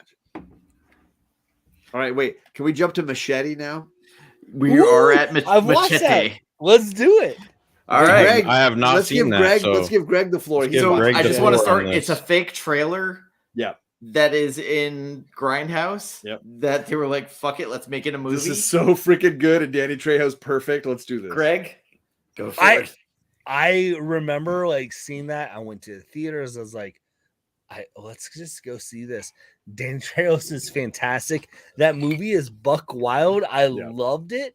And I was just like, I am here for it 100%. And I was like, good golly, like that would be one I don't have to rewatch because I've watched it enough that I'm like, this is just over the top, but it's in a way that it's so well done that it's, man.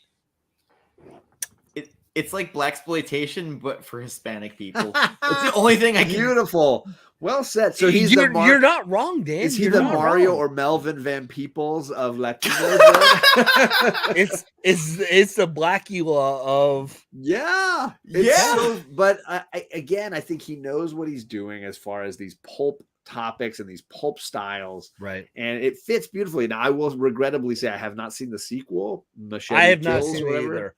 But this was fun. It's just fun. It's ridiculous, way over the top. I have not seen Machete Kills. They're making him a sex symbol. Danny Trejo, Danny Trejo deserves the love, man. We talked about him in Heat, and when we were talking about Michael Mann, now he's back here again.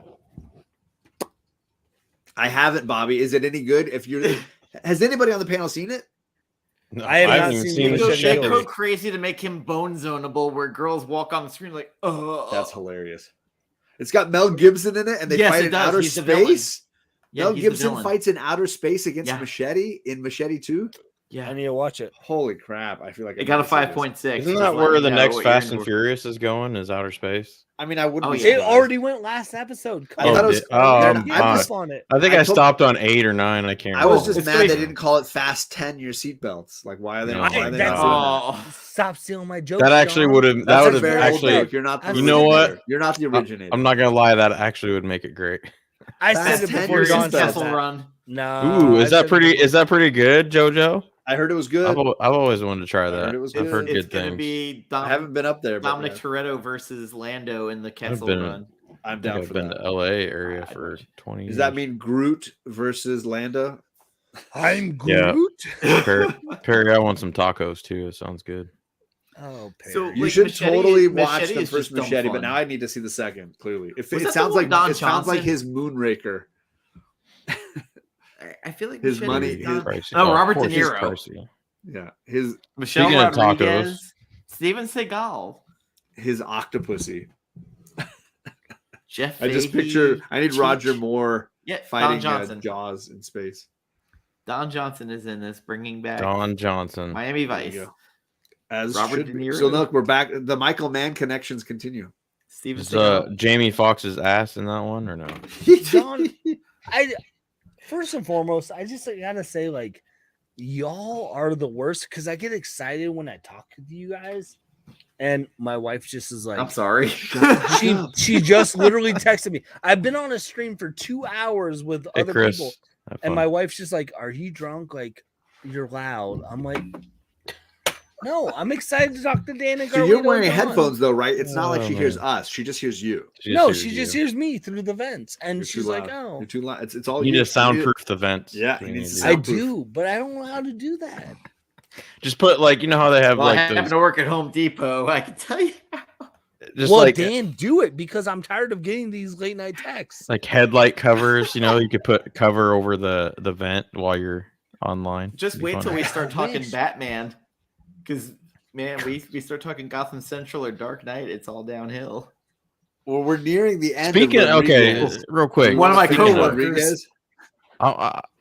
Did you guys hear Robert Pattinson's going to show up on the Gotham or whatever. These are DC rumors. The Penguin. It's not the real Penguin show. The Penguin until makes they sense, actually 'cause put Penguin. it on screen. I won't believe it. But here's the thing. I guess Fox still owns the right to Batman TV, so it won't be as Batman. It'll be as Bruce. No, it's gonna be on HBO Max. Yeah.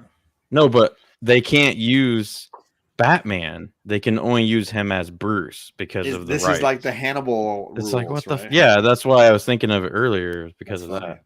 That's funny. Dan, Stupid. Dan, I've completely Not that I pushed care my because mic I away don't like from emo myself, Batman, but so your coworker doesn't think I'm too loud. No, he's talking No, about it's me. more. You got to pull it closer so your wife doesn't think you're loud. You can talk quieter. No, I don't care about my wife. I care about Dan's coworkers. Because then you can be I don't. quiet and just sort of say what you want to say. He tries to get Yeah. me in trouble with my ex. Is that better? Just think go wife deep would say it down. was. We're doing Go- the quiet go storm. deep, Oh, Greg. Carlito, Go deep. my cat's I'm back glad. now. I'm glad Perry likes my Street Fighter shirt though. So Spy Kids 4 came out after Machete because you I have want not that to seen follow that up one. Machete. Yeah, I haven't seen that, and so towards the end here, we're Mr. getting to the ones I've only really seen one, and it's because of this guy right here, and I'm very grateful. We need Jen here because she's the Spy Kids expert. Apparently, Yeah, she is. Wait, what now, John? What? We're about to get to your girl, Alita. Oh, we're not yes. there yet. Machete Kills comes out. Yeah. Pass. Danny Trejo even more whacked out. It is true. So this one had the twins from one of the other movies in it. They're playing nurses in it. They were in Grindhouse, where Right. he's continuing putting in his people. This was the one I want to say Jean-Claude Van Damme was in, and that's not right. Wait, you're not talking about Machete Kills. Oh, no, this is Mel Gibson in this one. Sorry. Okay, yeah. We're talking Spy Kids 4 now. Oh, I know I passed Sylvester that one. Stallone's over here. And Yeah, Mel we Gibson's Amber over Heard's there. in whizzed this. past that one. Yeah, Spy Kids 4 exists. It does. That's what I got of it. There you go. So who are you on? What are we on now, Dan? I think we missed got to get something. to Alita now, right? So Machete Alita? Kills. Does anybody have anything to say about No. Machete? I didn't see Kills? it, so Never you're the seen only it. one Haven't who seen saw the it. first one. Nope. Nobody cares. Oh, Bobby gives it a 9.8. Oh, Machete Kills. Wow. So I got to add that to my list, Bobby, just because of you. Yeah, I think so too. Some- Actually, now. that I Well, think Mel about it. Gibson's in it, and he gets beheaded. So, if I recall, It sounds. correctly. My worry is that it So was it's less, like Braveheart Part 2. What the fuck? My worry is that it was less like Friday the 13th Part 4 and more Friday the 13th Part X, which I was like, I don't know that I want. 8 out of 10. Oh my god. Oh, I Arsenio, don't know you're that I going want. strong here. I don't want Jason in outer space. I want, I want. Damn. Oh, I was Jason here. I kicking was ass. there for Jason in Space for the humor. Oh God, that movie's horrible. Is it? That movie's Machete so that's Kills where more that's like- where you've crossed the campy line for John. It's too I was far. gonna say I Too far. think it's. Oh no, it probably- gets worse because we have Sin City: A Dame to Kill for. Oh, do I have to talk about that one? I don't think I've ever. I think he So- just stood by and let Frank Miller do what he wants, right? For that one. Eva Green was in it. All right, Arsenio. That's I'll have where to I check that will- out. There's a lot of Begin people I it. like in that, but I'm not going to talk about that movie. I think we Mickey just need Rourke to is jump. in it again. Let's Josh jump to Brolin. Alita, Yeah, we need to Josh move this Brolin's playing along. Dwight. Battle Angel. Black Let's Delegation says it's an 8 out of 10. Let's let Carlito I mean- talk about Alita Battle Angel. I want to. This is what I paid. I my do money too for. because I haven't seen it, so I want to hear Carlito What? talk about Greg it. hasn't seen something like damn. Okay. Seriously. This is why I didn't hop on the show, Carlito, because I I want to watched shout it. out Carlito because he gave me the digital download for this. Oh, that's when right. He I bought forgot it. all about that. He's like, you need to watch. So I used his digital download. I liked it so much. I went out and bought the disc immediately Shout after. out Tasty Tacos. So I would Wow. love to hear Carlito's journey with Battle Angel, but apparently Oh, Dan's got God. one more thing he wants to say. Yeah, Dan's got other stuff. He's Spy Kids. trying to. Let's talk about that real quick before So- we get into Red 11 exists, and that was actually named after the medical facility that he sold his body to It science was, for. yeah. But that Mhm. one came out after Battle Angel, right? So No, let's do- before. It It did. was just before. Yes. Oh crap! All right, I thought So Battle it Angel exists. was I good. haven't watched it. I haven't watched it either. I was trying to get So- to that one because it was streaming somewhere, but I just didn't get to it. Okay, so Alita Battle Angel. This guy. right here. James Cameron sat on the rights for this for 20 years. Didn't know what to do with it, then got embroiled with the whole Avatar thing. He had a script, and he happened to have been having lunch with Robert Rodriguez. He's like, I don't know, read this, see what you think of it. So Robert Rodriguez like, I kind of like it. I'm a fan of the source material. He's like, I don't know, do you want to do something with it? So James Cameron handed over all the technology that he had prepared for it and said, cool, film it. Like, I'll produce. This is a movie that I feel like still needs its sequel too. Like, yes. But I want to introducing Ed Norton at the I feel like we still haven't given Carlito the floor yet on this. Alita's Army. No. Carlito, so take us through a journey here. What am I supposed to say? I can't eloquently talk about this like you can, John or Dan. I don't want that. I want you telling me about, you want the simpleton when you first saw it, what you felt about it. So all I gotta say is, one, this is the best thing James Cameron's ever done in his career, was hand this off to Robert Rodriguez. Hot take. Oh, okay. Yeah, definitely needs a sequel, JoJo, for sure. And I'm still a Twitter champion. I'm so ready for Alita Army. Angel That's 2. What it is. Alita Army. Hashtag Alita Army. Anyway, yeah. So I saw this. So this was back. I think this came out when we first started the show. Like it was a year before we started the show. It was like Movie Pass was still around, right? It was one of my final, I think, Movie Pass, like on the card things to use for free or whatever. 2019. And I was seeing a lot of movies pre-COVID, like just going to everything because I'd go and then the Movie Pass until they changed the whole thing and then it sucked. But at first, like it was awesome. Like I was going all the time to see movies. And thank you for your review on Movie Pass. Yeah, Movie Pass was great, and then it turned into a scam. But anyway, so yeah, I just went. I was like, fuck it, I'll go see this. And God, I'm so glad I did. That was one of the best theater experiences I had too, because there wasn't really that many people there. I don't think, because it was it would have been the Thursday, the day it came out, I think, and it was like the afternoon show. I think I actually had. When did that? What was the date that came out? I'm trying to remember. But I actually had that day off. I don't have the exact date. Yeah, because it was summertime. I usually take most of my time off during the summer. But and so I was like, fuck it, I'll go see this. After I had seen something else, which wasn't that great. I think it might have been Batman and Robin replay. But so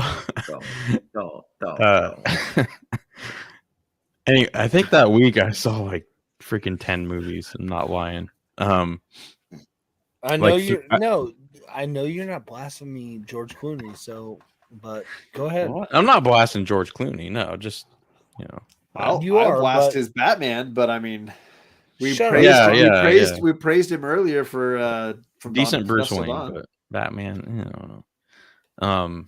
Yeah, I don't know. I mean, it's got Jennifer Connelly. It's got what's that guy's name? I can never remember. He's in a lot of movies with Tarantino too. Shoot. The doctor guy. Yeah. Yeah. God damn it! Why do I keep? I think he was in. Sorry, he was in Inglourious Bastards. Christoph Waltz. Yeah, Christoph Waltz. Yeah, excellent in it. I mean, it's just amazing. Yeah, Mahershala Ali before he was like popular, and he kind of played a Blade. No, Dan, highlight the comment. Thank you. TMI. But anyway, we're going to talk about this at work when I come back. I'm just letting you know. It does the same thing to Carlito, so don't. It does the opposite thing to me. No, but you say that, but we know. No, do we? Know. Really? I don't. No, I don't think so. Sorry, Chris O'Donnell nipples. Carlito. Codpiece gets them every time. Who's even in Batman? I'm trying to remember. George Clooney. Sadly, Uma Thurman. Did Alicia Silverstone have nips? I mean, she might have done. No, I was still upset by what that's hilarious. That was a controversy because that's hilarious. She didn't because he didn't know what to do because he gave George Clooney and Chris O'Donnell nips, and he's like excellent. And he was like, I gotta give her but he's like, I can't give her nips, so like they gave her kind of like a pointy chest plate, but not a nipply chest plate. It was like a Madonna. Oh, yeah. Poison Ivy. That's right. Uma Thurman. Uma Thurman. Yep. I mean, she got me a little bit, but Alicia Silverstone, horribly cast in that. Yeah. movies. They talk about toyification of that whole. Can we movie stop talking about other bad movies and stick to these bad movies? No, because I love Batman and Robin. No, let's talk about it. Did he finish on Battle Angel? Are we good, Carlito? Do you feel like you nailed it? I don't think I could get back on track after. I will Batman say this movie. I found this movie, like a lot of the best Rodriguez movies, to be a lot of fun. Like, he knows how to get the audience wrapped up in the story and what's going on. I think it definitely has like grindhouse feels where it's super graphic at certain points, super violent, super odd, crazy oddball. But this is the first time I felt like, outside of Spy Kids, he's shown really like technology skill. He was really blending the camera effects. of it comes in. I think this is, and I think could this signal maturity and evolution in Rodriguez, the filmmaker, who has always geared immature?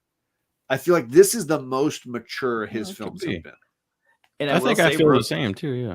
Rosa Salazar, given all of the effects over her, she carries this fucking movie. Well, I remember. Okay, I will say I remember seeing the first trailer. And people were just dogging because they kind of didn't finish her like look yet digitally on her face. And I was like, yeah, I don't know if that's going to be for me. But I still went anyway. And they had polished it by then. So I was like, oh. So you saw this in the theater? Okay. Yeah, I did too. IMAX, I saw it. Yeah, I was so glad I did too. I actually I don't know if I did go back and see it a second time. I wanted to get other people to go, but I don't know. Nobody was like, I don't know. Scarlett Johansson's Ghost in the Shell came out right before this. It was box office definitely poison. heard this. This was the better very of the much two. This was the movie to see. It was the trailers didn't really tell you what it was. Like the original Ghost. It was in the bad Shell. marketing. It was real bad marketing going into it, which for a James Cameron movie is weird. But James Cameron recently said, "Oh no, Part 2 is happening," and Robert Rodriguez was there with him at Avatar 2. So. I remember. I mean, we introduced Ed Norton of all fucking people at the end of this goddamn movie. Yeah, that was a big reveal. I had no idea that he didn't look like Ed Norton. I don't think there was anything in the trailers or nothing about that. No, it was definitely a big reveal at the end. So I love this movie. I think it's very understated, and I don't think enough people watched it to really get what it was about. And I her remember journey them talking is just fucking fantastic. At release, they wanted to put pamphlets in the chairs so people knew what was going on because they were like, "Oh shit, it's convoluted." Fuck. I didn't feel like it was at all. I feel like I could follow it completely. I could see how some general audience, if you're going in blind and you're not a comic book fan or manga or know anything about it, I guess maybe a little bit. But it was Pinocchio to a degree of, the kindly old man makes a toy, but this isn't a toy. It's a real girl. Oh God, that sounds pornographic. Please don't do that again. No. So anyway, like he makes this thing that becomes his daughter. Soundbite that and just YouTube short it. Hey, a real girl. Chris Chaos and Comics is gonna do that for sure. I hope so. He signed off. Yeah, but it don't matter. He'll probably. I'll let him know. I'll message him. Somebody will. Yeah. I'll just clip it myself just to beat everybody to the fucking punch. There you go, dude. That's what you gotta do. Just own that shit. Just fucking get it out. So probably this is my top 3 of all of the Rodriguez films. Agreed. Absolutely. I would agree. Desperado, From Dusk Till Dawn could be 1 and 2 in that order, and number 3 would be this. From Dusk Till Dawn, but I haven't seen Desperado in probably 20 years, so. This probably is my second highest rated out of all of them because technologically, filmmaking wise, and again, James Cameron plays so heavy into this. You can see that new mentoring away from the Tarantino early stages to this new It makes era. me want to see the next movie to see, okay, what's this going to be? I think it's Spy Kids for Netflix. Yeah, it's an interesting maturation of his process that could result in a new era for Robert Rodriguez, the filmmaker. He's all grown up. Maybe. I enjoy the fact that he continued to stay close to his roots and his childlike mentality of cinema. But maybe this is the opportunity for him to spread his wings a little. And I think that this film Mandalorian, I guess he's got the skill. We did see Mandalorian. I'm not gonna direct. Let's not. Okay, he directed like 4 episodes of that. Yeah, let's forget that. Wow. Let's not talk about that. Book of Boba Fett also. I mean, Mando 2.5 during Book of Boba Fett was all right, and he's directing the Ben Affleck movie Hypnotic with William Fichtner, Alice Braga. I mean, you put William Fichtner in any movie, I know it's going to be good. So Jeff Fahey says nobody ever. No, I don't know. I'm trying to stay upbeat. Okay, off topic, but I need to know before we end this. Are you Mark Anthony? I need to know. Yeah, absolutely. Keeping it Latino. Let's go. So have you guys seen Babylon, and what did you think? Because I'm really thinking about watching it just because of all the hate that's been thrown towards it. It is so okay. God, I'm so because here's the thing. I heard if you liked La La Land, you'll like Babylon, and I loved La La Land. Oh no, it reminded me of The Island, which I was kind of mixed on. Damn, that was cold. That was some cold. Kind of mixed. Don't compare anything to The Island. That's like it did remind me of The Island. League of Extraordinary Gentlemen. Really? Danny he kind of is a little bit. I don't know. He probably has better aim than most Star Wars characters. But he'd be a droid, Draco 808. Anyway, so recommend Babylon? No, yes. Yeah. That was definitely a no from Dan, just based on comparing it to John, you haven't seen it? The Island by Michael Bay. And then Bearded's. Oh, so I'll probably like it then if Bearded's kind of. He's muted, which is his way of saying I didn't see it. I'm not going to unmute for this. No, I'm gonna mute for this. Carlito, I loved it, bro. I think you're gonna what? It, man. Really? No, I just want you to see it. I was gonna say I probably hate it if you love it. So because you don't have good taste, and we get that, but it's fine. Now that you're on, I got to ask you the Oscars. Any surprises to you that kind of shocked you? The biggest surprise to me was Jamie Lee Curtis. Of course. And that's not a knock on her, but I was shocked. I thought Angela that was a makeup call. Yeah, totally. No, I don't know if it was a makeup call. I thought Angela Bassett was going to win it. She should have. She should have. I think she should have too. And pardon, I don't remember the girl's name. I think the girl who was also in Everything Everywhere All at Once. Michelle Yeoh?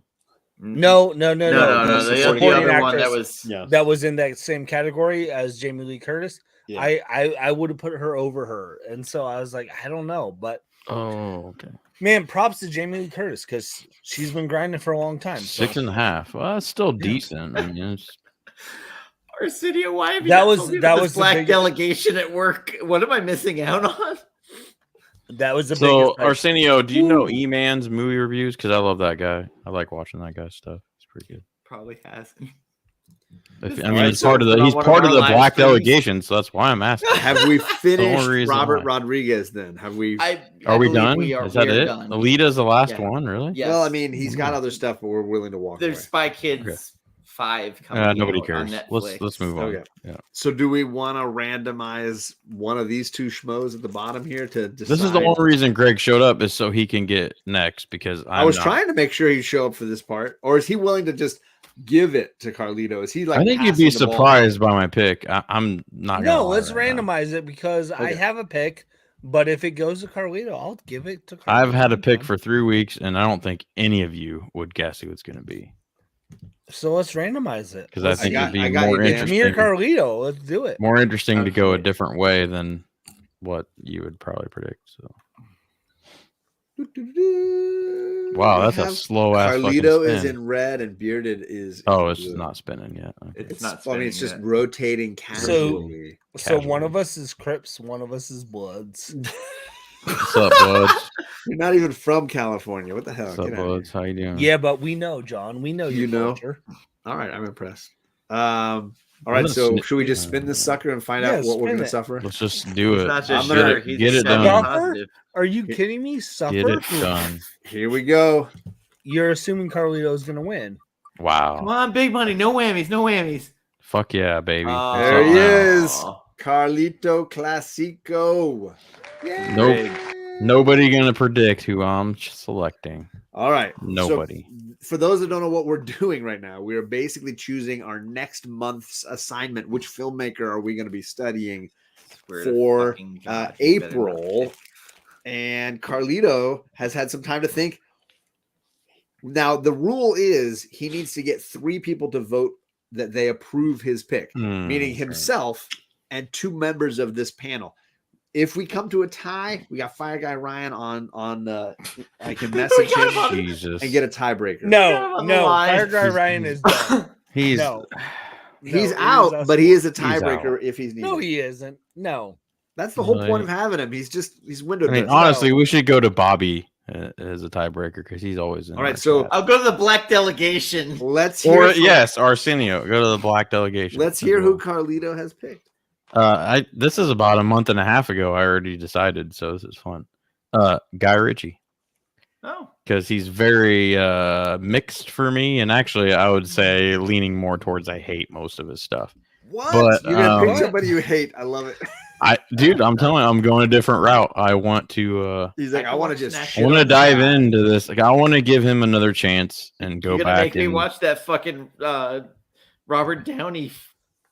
Goddamn. I don't know what you're talking about, but I'm gonna make myself go back and rewatch all these. He's got 14 movies to his credit. You don't have to watch all 14, but no, I mean I'm not gonna watch Madonna and 14? Swept Away. Guy Ritchie, I got 25 on his IMDb director. Oh yeah, he's got a lot.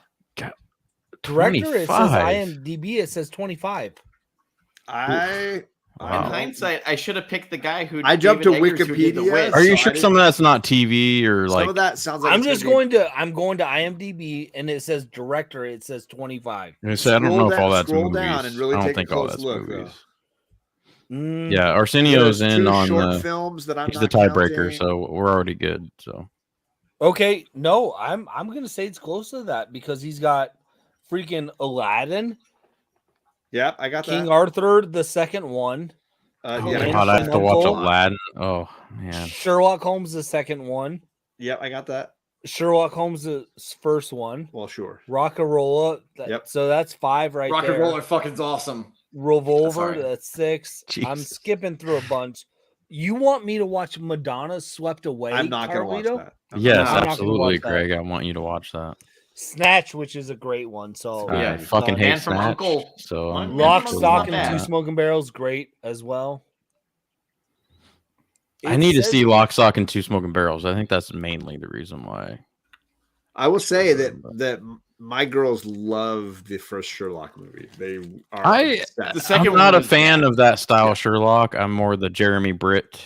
I get it. English. I mean, I read a lot of the books and shit too, so I was more of that fan. But I did appreciate what was done, especially since Hans Zimmer did the score, so that added another layer to it. But I mean, I'll just be pumped to be able to watch some of these like over again. So when they're like, "Oh, like I hadn't seen." So is there 3 of us? What's going on?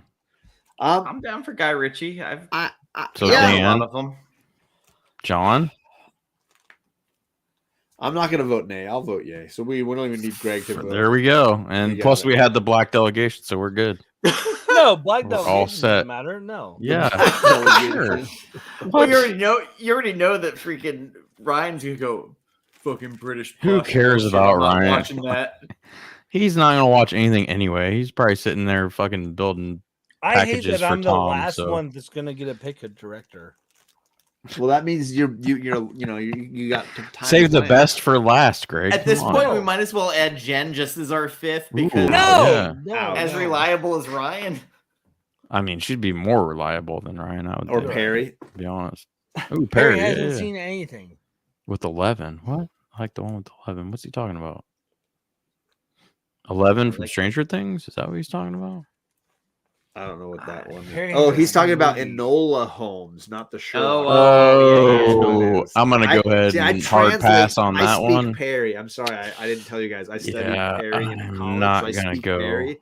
When he says I like the one with 11, he means the Enola Holmes. Yeah. Absolutely not. So I'm not going down that road. Did like that we're starting to go to directors that aren't your normal. Yeah, I thought. I mean, come on. Would you guys? Well, I want Michael, or I want Christopher Nolan. Oh yeah. No, I mean, we all that's knew fucking that. obvious. We all knew you weren't going to do Exactly. that because we knew that. Exactly. Because we kind of shit talked you about it already. I just think it's funny that you're picking like, somebody you hate. Like, I don't know that anybody would go into I this guess hate's probably a strong word. I'm going to pick a filmmaker I can't stand, and here's a bunch of their movies, and we're all going to can't stand's probably that's probably pretty accurate. I went the other way. I'm like, I want to pick a filmmaker I really like that I don't think people talk about. But I want to reapproach. Like Robert and... Rodriguez is kind of all over the place with his movies, so I was like, okay, this is an interesting discussion because that's a good one. And he's a good like representation of modern film, I think, as well. The evolution from indie, I will never watch that film freaking festival Walrus movie by Kevin Smith. Oh no, fuck no! I will never watch. There's a Walrus. Tusk. There's a Walrus. Tusk. Oh yeah, Tusk. Yeah. Oh god, it was a. Ooh.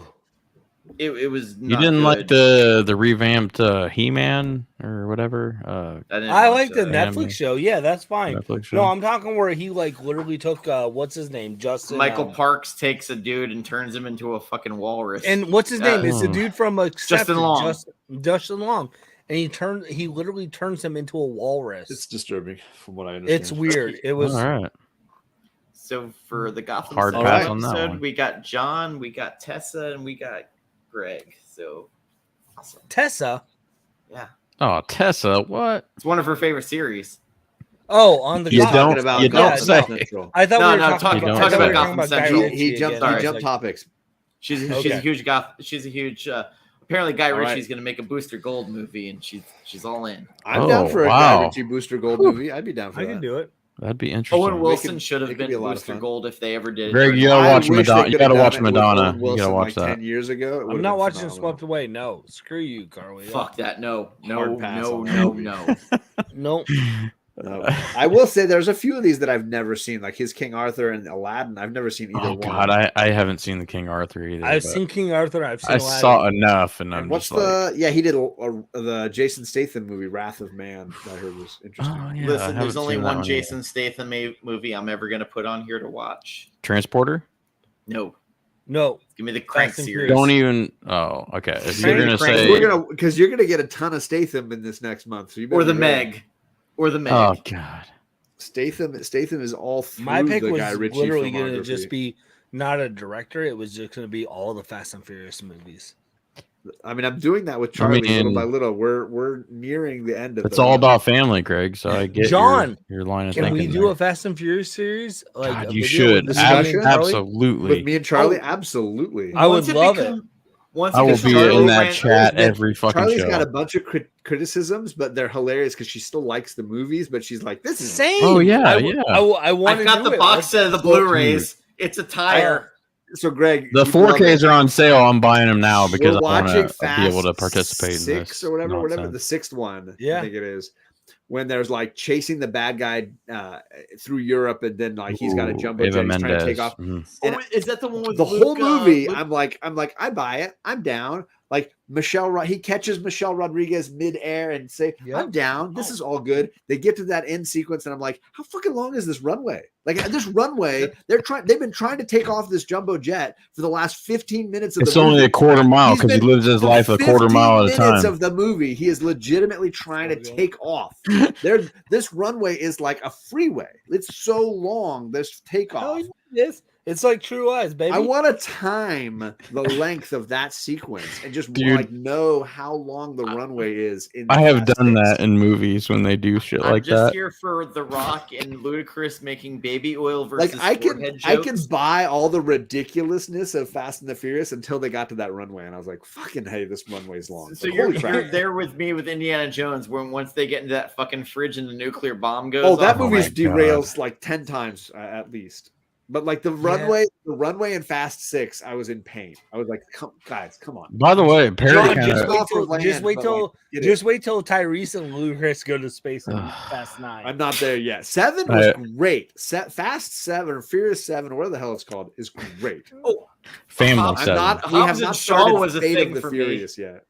Hobbs and Shaw, like The Rock and Jason. Yeah, we haven't watched that one either. Team up movie is so stupid. Perry bringing us back to Training Day. Eva Mendes and that. Oh, no, he's bringing us back to freaking Too Fast and Furious. He's not bringing us back to Training Day. I hated that second Fast and Furious movie. That's the worst one out of all of them. What about it is actually really bad. It is. Really what about Justice for Hong? Or Hong? I'm not gonna lie, Tyrese, my least favorite character. And Gal Gadot too. Oh yes. Tyrese sucks. Hate him. All right. Well, thank you to Carlito, because now we got our pick. If you guys want to join us, we're back on my channel somewhere at the beginning of May, hopefully, to discuss Guy Ritchie movies. Hell yeah. And Carlito's going to talk a lot more. Well, can we have Perry come on and be a guest. I was going to give a preamble, but I told you guys. Does anybody want that? I do. What? Too Fast to Reviewed. That's where we go. Oh yeah, we need Perry to join in on this stuff. We should take a vote right now. We should vote in Perry and vote out Fire Guy. Let's do it right now. We've already voted him out. Fire Guy. So he's gone. So let's vote in Perry. Let's do it. You guys want Perry in on our movie? I want Perry in. I got one vote here. I'll tell you what. I'll talk to Perry in person next weekend, and we'll figure it out. There you go. I hate that. I wish I was there. You know what? I wish I was there too. You're gonna be 20 minutes away from me, and I'm working.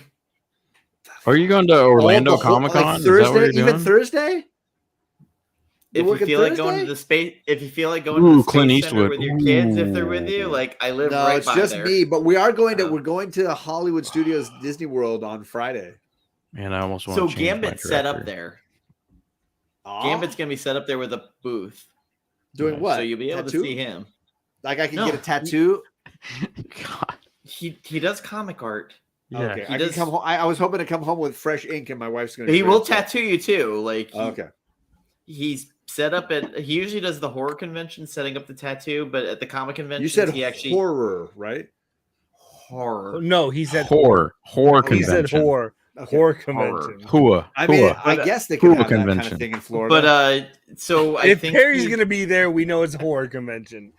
So I think he's setting up because he's doing a bunch of Kickstarters, and he did the Coin of Judas, and he's got all of the copies of that. And so I got to say hi to Gambit then. And he's doing commissions. So what you're saying is, I gotta go, if I ever want to get a tattoo, I gotta go down there and get a tattoo from Gambit. Is what you're saying? Sure. I mean, he's a busy guy. Well, Dan, if you get off work late enough or early enough to get a drink or something, we can at least get a drink, right? I mean, it's far enough away that it would be interesting, but I thought you said 20 minutes. So 20 minutes without the Orlando traffic, because you're going to be like main hub. Gotcha. Uber. Jen and I keep talking about meeting up in Lyft. Portland to go to a concert. So Old Wolf and I have an Airbnb, so I'll send you the address. Wow. Maybe I just hear snoring in my head. You're staying with Old Wolf? Yeah, we're crashing together. Oh wow! Have you met Old Wolf in person? I should send you a bottle of whiskey to enjoy that situation. John, don't tell Old Wolf I said this, but he's gonna be a lot shorter than you are. That's just I've found that to be true of a lot of the comic book community. I met No, I mean, you can tell him because I'm gonna laugh because I met Old Wolf. I'm like, oh, that did surprise me when I heard about that. Though. It's funny. If you look at when we met each other, I saw the videos of him and Will the Beast. Will the Beast is as tall as Old Wolf. Yeah. He's getting bigger. He might kick your ass. John, how tall are you, John? I'm like right at 6'3", like right there. Oh, really? Yeah. Oh. Well, you're taller than I am. But I mean, I'm getting older, so it's probably going to be 6'2" pretty soon. And I'm losing hair, so that shrinks me too. Gotcha. Yeah, one of my former book club co-hosts. Perry, you're not 5'1". Don't bullshit. bullshit. Her new company, and I won't be there. So I can set my beer on Perry's head whenever. There you go. Yeah. Just make sure that you got like a little koozie there to let it rest. Oh. But you might see Rod the Rican at least. Ooh, because he usually goes. We're hanging out. Rod and I are hanging out on Saturday. We're gonna go out to dinner Saturday night. I'm just mad because like I literally would have been at MegaCon, but fucking C2E2 picked the same damn weekend. Yeah, and I basically it was like and WonderCon. I had a buddy. WonderCon is this weekend. This week, yeah. My friend set up there. I had a buddy who was just like, "Hey, do you want to go to C2E2?" I was like, "I don't know." He's like, "Oh, I've got a free pass in a hotel." I'm like, "Okay, I'll go." So like, at some point, I'm gonna get to C2E2. It just can't. I can't fly to cons very often. Flying to a con is like a egregious expense. Right. I know. Robbie? I know. Robbie's going down, and Robbie. Okay. And we've been doing our Robbie. We've been doing our show, yeah, because they did it last night. He won't do a show with me. He knows it better than that. We do, the monthly review show was last night, and I had a work thing come up, so I couldn't do it. But it was like, man, Robbie's been, man, it's so apparently many I'm feuding with some of his people in his group that I didn't know I'm feuding with. So that's always Dan. When are you not feuding with somebody's group of people? No, let's talk about this. Why are you feuding? I didn't know I was in a feud with them, but apparently they dislike me heavily. Let's hash this shit out. This is why we're here. It's family, Dan. Come on, let's go. Because Brandon and I had a disagreement. Let's finish the show and go backstage. I don't know who Brandon is. That's exactly it. We don't. It's not. It just makes me laugh. Anyway, so we're gonna be doing Guy Ritchie movies next month. Yeah. Looking forward to hating myself for the next month. Love it. I hate myself every day. I wake up and look in the mirror. So like, you're welcome, Greg. Anything to make you happy. Actually, I really like Guy Ritchie. So I know you do. That's why I was like, yeah. So Jason Statham is one of the most entertaining, not funny people ever. Not funny. I'm excited for it. Oh yeah. Have you not seen Italian Job? Man. Handsome Rob? Come on. I watched all the find it very entertaining. I find it very entertaining too. Literally in the Crank movies, it was originally. I did not like the Hobbs Crank and films. Shaw. God. So the Crank movies was supposed to be. You're ahead of me, Greg. Crank movies were supposed to be Nicolas Cage.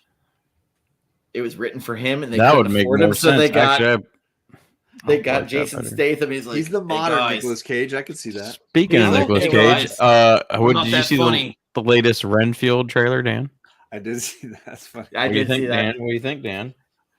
Bobby, you're good, man. I'm fine. Like it's humorous to me. Like I'm always happy to Arsenio spitting right now. Why you always in shit, Dan? Why you always gotta dabble in people's shit, man? Well, honestly, this isn't people I'm fucking at the job, so it's less trouble.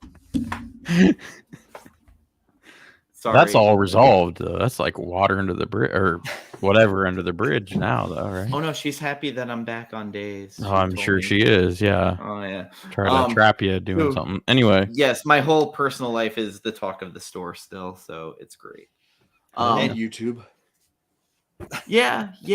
Like, I'm just out with it because sometimes you got to call hoes. You just gotta fucking stand strong, man. I just wish you wouldn't do it to my face. I called that. That's why I said to Carlito, and that's why he doesn't like me. You do tricks. I treat you like a trick. It's what it is. Exactly. I'm a prude, so can't call me a trick. Are you? Bearded. That's weird. You're not. I saw you out on the corners on the streets, like. That was like years ago. Perry's just like, I don't know what I'm in. Like, I'm just. We should log out. Perry's like his picture right now on his avatar. He's like.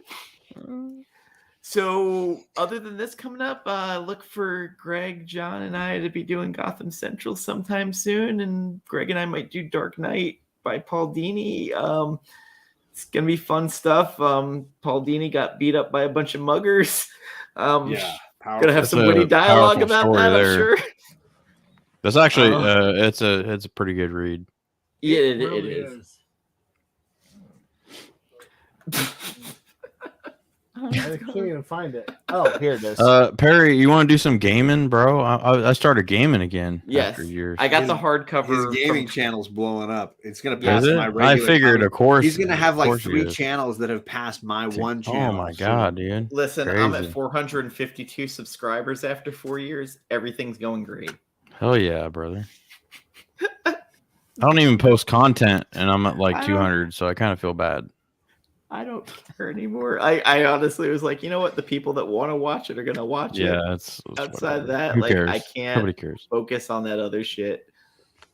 I can't. We can't all be Burke. It's true. We can't. I think John. he's at almost 3,000 right now. Yeah. Or he might have just. I only play one game right now, Perry, and that's Grand Theft Auto 5. I know, 10 years too late. It's fine. Still playing Destiny after almost 10 years. I just beat Grand Theft Auto after letting it sit for like 9 years. AR Comics exploded. And I still haven't revisited the Spider-Man game, which was awesome. I played it for like 2 nights when it first came out, and then I just kind of. But it was a great 2 nights. Got too busy and just was like, I don't know. You loved it. You left it. Loved it, left it. Kind of like I do my hoes all the time. And on that note, thank you, everybody. It's been a great night. Thank you for joining us. Hit that like button. Pound that subscribe. Just pound it. Just pile drive it. Anyway, bye, guys.